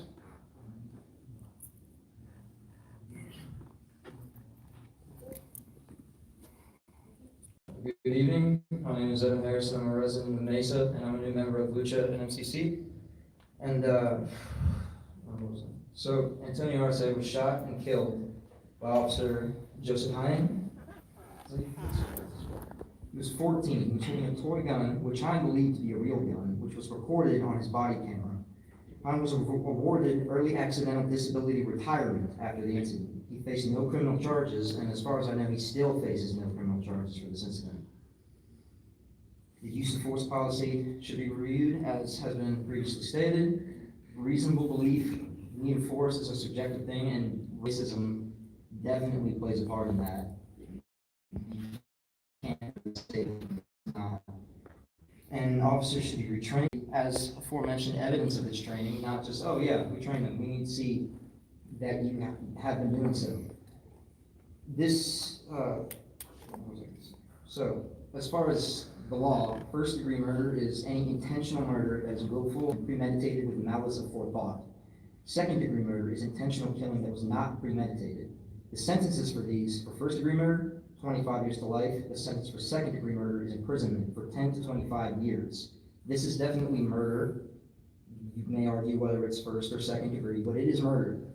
I can't, if I go and I stab someone with a knife, that's murder. People use excuses about police officers, about the stress of the job, and you don't know what the situation was, and which I can understand to a point, but if I teach martial arts to children, if I hit one of my students, that's illegal, that's abuse, and I need to be responsible for that, and I will be held accountable for that. My mother's a physical therapist. If she doesn't do her job right, if she abuses one of her patients, she will be held accountable for that, and she will most likely be charged with a crime. So we need to hold the police to the same standards that we hold ourselves and other people. That's all I have to say. Thank you for your time. Good night. Notice pause. Please state your name and place of residence for the record. And then on deck is Oman Lee. Hi, board members. You're gonna have to bear with me because I'm low-key dying. Yes, my name is Nas Paz. I'm an active member of Lucha and a student at MCC. This directly affects me because being a Latino man who happens to be a part of the LGBT community, I think to myself, am I next? Antonio Arce could have been my brother or my friend or anybody that I care about. I'm here because in the name of victims who died of police brutality like Sandra Bland, Philando Castillo, Maya Hall, Paco Valdez, those are victims of police brutality. And board members, we are here to represent our communities of the marginalized. We are here because we demand justice. We demand that justice be served and not in the favor of the law, but of the marginalized. Thank you. Oman Lee. And then on deck is Kathy Mancini. Please state your name and place of residence for the record. Hi, my name is Amon Lee. I'm from Tempe, Arizona. And I wanted to talk about two matters that recently happened. One on January 28th, where I encountered a Tempe police officer who stopped me and some sort of mistaken identity thing, where he mistaken me for somebody who's 6'6". And detained me against my will, also holding up the city bus, which I was about to board.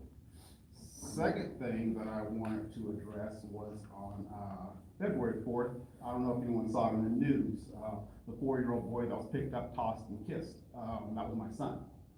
Horrible story the way they wrote it up in the news.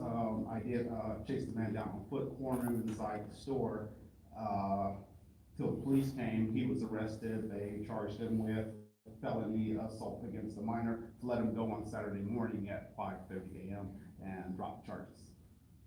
And I got no answers as to why this occurred, as I've had no answers as to why this officer detained me, and no one responded to my complaint. No one, nor did his superior respond to my 2 phone calls, nor did the chief of police respond to my single phone call, and I still have not yet heard anything from Internal Affairs.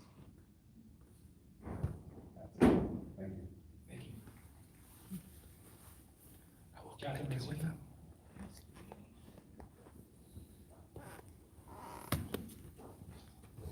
Thank you for letting me speak. Quickly, I'm just going to reiterate what I've been requesting for about 20 years now, is that I request that all public safety staff, excuse me, sorry, I forgot to tell you, I'm a lifelong resident of Tempe, Arizona. I'm a volunteer justice and mental wellness advocate. I'm going to reiterate that I've been requesting for about 20 years now that all justice and law enforcement staff be crisis intervention trained. I think we've gotten about 30% of that now, and there's no reason that we can't focus on that sort of training. It's a 40-hour, one-week training. It's very minimal in nature. It is offered by a nonprofit organization called CIT. Seattle is 100% trained in their force. Yep. I'm not sure why we consider ourselves a innovative and forward-thinking, justice-oriented community.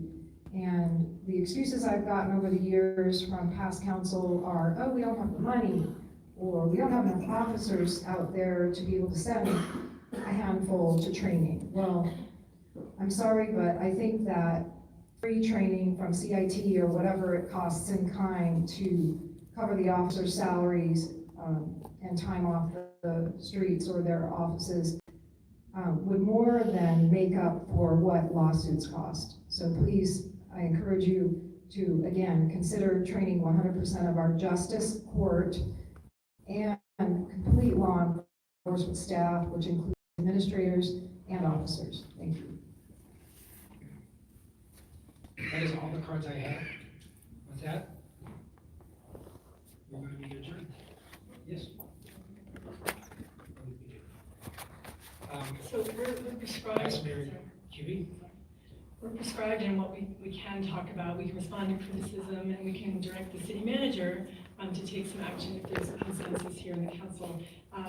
Kathy, since you spoke, I just want to mention our CIT training. We have 50% of our officers trained, and I know we're up in an upward trajectory. It's the most of any city in East Valley, but I agree with you, it's not enough. And hearing that Seattle is 100%, that is very impressive. I know that we have free CIT training through La Frontera, that nonprofit. It's an excellent nonprofit, and the training is really very professional and really respected. So I do want to instruct to see if we have consensus to have our city manager look into this, look into the CIT training, and find out what is the plan to increase from 50%, recognizing that 50% is better than a lot of other cities in the East Valley. What is our plan? Because you're right, I mean, we should be at 100%. We should have a performance measure, perhaps, but what I'm asking the city manager, if we have council consensus, is to look at CIT training and get a report back at a future session or a Friday packet.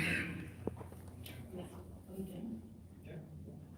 And then, and also I wanted to talk about some of the, again, I'm trying to work within the prescribed rules that we have here with public comment, and I want to very much respect that. But hearing, this has been such a devastating time in our city, and this happened, and how could it happen? How can we prevent it from ever happening again? So we're talking about community conversations, we're talking about, and Pastor Miller, so glad to have you as a partner in our city. I respect you so much, and your words are felt deeply by me. But I think in addition to the community conversations, we're talking about quarterly forums and quarterly meetings and establishing a stakeholder group. I think we have to, I am saying this, but I would like to ask our city manager to have staff and stakeholders conduct a thorough and comprehensive review of our police policies and procedures and present that at a future work study session. With the quarterly meetings we're going to have, or have a community conversation, we'll have other quarterly meetings that will embrace the entire community, and we want to hear from everybody. We still need information. I, for one, I'm a city council member for 5 years. I don't know what our police policies and procedures are. Maybe I was informed and got a book at one point, but I honestly don't know what they are. And I want to have a clear understanding, and I know there are lots of groups, and PODER is one of them, that are subject matter experts.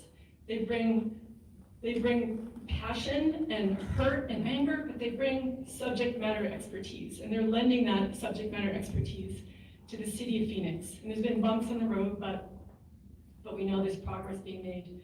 We also have amazing expertise in our community. We have Charles Katz, he's the Watts Family Director of the Center for Violence Prevention and Community Safety, and a professor in the School of Criminology.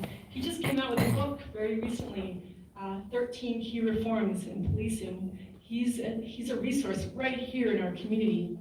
So I would ask, if I have council consensus and realizing I need to have a majority of the council here today, that in addition to the plans that we have with Pastor Miller, that we have a comprehensive review of Tempe Police Department policies and procedures, and that they be presented at a future work study session and placed on the agenda.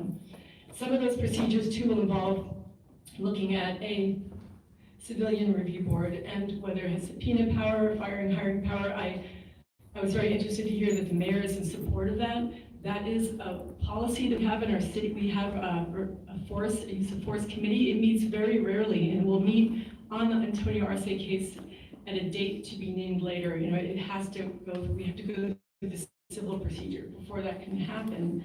But in the meantime, we don't have the voices of our citizens that we can recognize and hear and ask those really painful questions that have to be asked, and we have to give the painful answers as well. So I know it's been a long night, and I don't mean to monopolize the time of the council here, but what I do want to ask is that the city manager have staff and stakeholders, really important subject matter experts from PODER, from Black Lives Matter, from Lucha, that we conduct a comprehensive review of PD policies and procedures for our council, and that it be presented and agendized at a future work study session. Thank you. Councilmember Keating? Thank you very much, Mayor, and thank you, Vice Mayor Kuby. We acknowledging that we're very limited in what we can say. I just want to thank you all for taking time to be here today, speak to this council. I appreciated the substance and the tone of your comments. And as mentioned, we are working with Pastor Miller to start this healing process. This thing has been was left out for a year as we waited for a charging decision. And it's something that I don't think helped the way anyone felt, as council included, and members of our city. So I'm looking forward to that process. I think Pastor Miller is going to be incredibly helpful in beginning that process and facilitating that process. And I'm looking forward to what these conversations bring as far as policy changes and other actionable items that we can enact as a city and as a community to do everything we can to prevent further tragedies. So again, thank you for being here tonight. I'm sure this is not how you would like to spend your Thursday evening, but it's important that these conversations are had. Councilman Navarro? Thank you, Mayor. Thank you, Mayor. I appreciate the comments. I appreciate the dialogue tonight. Frustrating, and but the thing that I think this council is looking forward to is making improvements. We want to be a city that other cities can recognize that we can make changes. We want to be a city that recognizes that we can do better in various different ways. So that's our challenge. I think we're going to have a great discussion and make actionable items happen. We need everyone to be part of this, and we need to make sure that we're making the best policies we can to keep people safe and to make sure that we are going in the right direction. But I hope that this could be a template for other cities to follow. Councilmember Aaron Savage? Just really quick, Mayor, and I just appreciate my colleagues and some of the words that they said, and I certainly do appreciate you all being here, and a great appreciation for Pastor Miller to want to get involved and really help us move us forward. I think this is going to be part of the healing process, but part of the better process in the sense of how we become a better organization. And we keep our community safe, and we do it in the right way with transparency and inclusion, which I believe Tempe is all about, but we can always do better. So I look forward to what those steps are. I look forward to seeing what some of the recommendations are after after a lot of this dialogue takes place. And I know you all will see change in the future. And I think you can count on that, and I think you can count on that from this council. So I look forward to the process moving forward. I hope and encourage those that want to participate to please participate. Take Pastor Miller up on his offer to reach out to look into the website. I think that would be a really great first step. Inclusion is really important to the city of Tempe. Change is really important in the sense of where we can do better. And also, I just want to say, as we move through this process, it's going to be really important for me to make sure that we are addressing things in the right order too. I don't want to just give charge right now today on the dais. But what I'd like to do is give Pastor and time to really understand where we can make serious change, where we need to look into to do a deep dive. And that's what I am going to support and back up and certainly do respect. So with that, thank you. Thank you, Mayor, and for all those that are here tonight. With that, again, I want to. So, I am so appreciative, Pastor Miller, of you coming forward. And Lord knows we need to have more conversation, we need to listen, but how can the community give recommendations if they don't know the policies and procedures that we operate under? So that's why I think, and why I'm asking tonight for council consensus to ask our city manager to work with our internal staff and with stakeholders, subject matter experts in the community, to do a very thorough, comprehensive review of our policies and procedures. Listening is good, community conversations are good, but it's been a year and a month, and we need to act. And one of the ways to act is to do a comprehensive review of our policies and our procedures. And we can't put this off for quarterly conversations. I think, again, I'm asking for council consensus tonight to just do a review of our policies. There are lots of cities doing this across the country. He's endorsed Sadly, by but the Tempe Police affirmatively, Department. right? There's a group there was a piece in USA Today. There was a review of police policies in a whole host of cities. Every city failed. Every city failed, and will most likely fail when we look at our policies and procedures. But that's the point where we start with a serious digging deep into our structure, the way we think about things. I mean, difficult conversations that we'll have to ask of ourselves as a council too. So, I'm not satisfied with leaving the meeting saying we're going to have a series of 4 community conversations, and we're going to talk about this and hear from all of our neighbors That's and the our mayor. residents. I mean, I want to hear that, That's of the course, city but I manager, also think we need to the chief, have a comprehensive the review. assistant And we need chief, to know what our policies and procedures are before vice we mayor. can comment on them and make recommendations. Thank you. So I would ask, do we have consensus? Well, one thing I do know that I think we all want to get to what you just mentioned, but in order for us to do that, we have to have this first meeting with Pastor Miller, with the stakeholders, and that's why we're asking them to be involved. And that's something that I think is very, very important for this body, to understand the policies that we have, get information, and there's no reason why we can't get the information from our city manager on the policies, but more importantly, have this community dialogue with Pastor Miller, with our stakeholders. That's the first step. And we mentioned that's going to be on March 3rd. So I think with that information in front of us, we can move forward and have a deeper dive and have some actionable items that we discussed here tonight. But Mr. Mayor, did I hear you just say that you think baseline information is needed before we have this series of conversations? Because that's basically what I'm asking for. Councilman Aaron Savage, and I'll respond. You know what, Mayor, I'm not really comfortable shooting from the hip tonight and saying what we shouldn't do without having some more dialogue with Pastor Mayor Miller in regards to what your process is and what that's going to include. I would think that we are going to Mayor get to that, completely and that's going to be the biggest piece pushed of what we do. And Kilby's question to the side. The steps in order to get there, and I would entrust in your professionalism, and I know you're very familiar with best practices, and I would hope that you would give us some guidance of what that looks like. I don't want to direct you to tell you how to do what you do best. I want you to be able to tell us and give us some recommendations of how we can move forward in the most effective way possible. So I would like to have that conversation first, Mayor, before I make a decision of what our next steps are, before we have that dialogue with Pastor Miller and the team. Mr. Mayor. Jesus.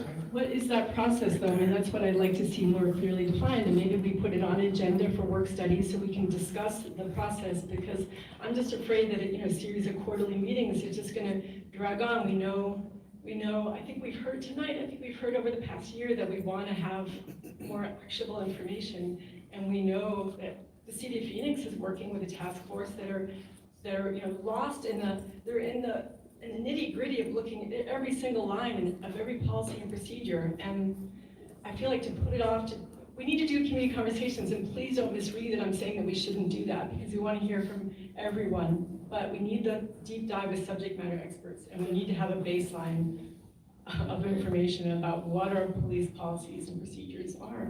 Councilman. I mean, Pastor Mills here, are you comfortable getting up? I don't want to put you on the spot, and I know this is kind of new moving forward. I believe I mentioned in the executive session that we're going to be working with the chief. Wait, hang on. I'm not going to say everything, I know, but. I'm sorry, I'm gonna have to interrupt. Oh, I'm sorry. Oh, okay. That's okay. Executive session discussions are confidential and need to remain confidential, and I think that there may be ample time for us to continue this conversation if it's actually placed on a council agenda, so we can have that robust consideration. Okay, well, I won't say that. I have spoke with the chief about having conversations with the community as far as policy goes, and looking at policies with organizations like PERC, which is Police Executive Research Forum. And so with doing that, that would have us have civilians at the table as well, who are not familiar with policies, so they can be abreast of policies and know what actually needs to be changed. So the plan is to have those conversations with police administration, with the rank and file, and with citizens, people who are in this room right now, about the changes that need to be made with policies. So we will make sure that people are aware of policies, that they are educated on policies, and that way we can have educated conversations and discussions for policy change. So. Why can't we do what Kubi said about the voting on today getting an action item? Because many of the things the city manager needs to investigate in the first place.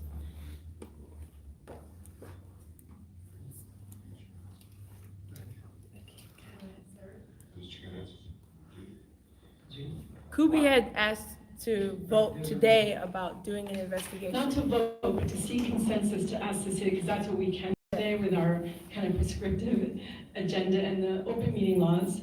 So that's what I was asking the manager, because the city manager, and to bring it back at maybe not a specific work study session that we, I conjure up a specific date. It can be within a period of a few months, but I think we have to have a public discussion about what the process is going to be, and it's not just about conversations and discussion. And Vice Mayor, that's exactly what we're trying to do. And just to reiterate what Pastor Miller just said, we are going to have, there's policies right now in our police department that are online that we all can look at. But more importantly, I think we're going to take the direction of Pastor Miller. We're going to have that forum. We're going to reach out to the stakeholders and the civilians and understand the policies that we have, take a deeper dive in there so we can have an action item. And that is going to happen. And that's what we mentioned on March 3rd. So I think that it's important that we follow the procedure, the process that was just outlined as we move forward.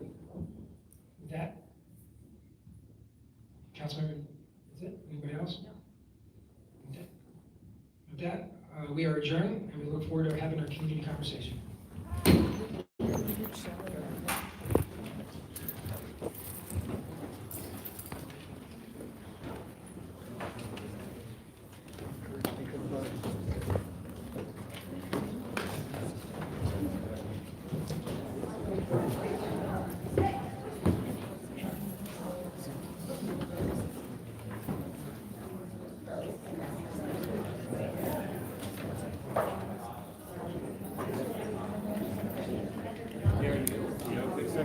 Yeah. 1 second, y'all.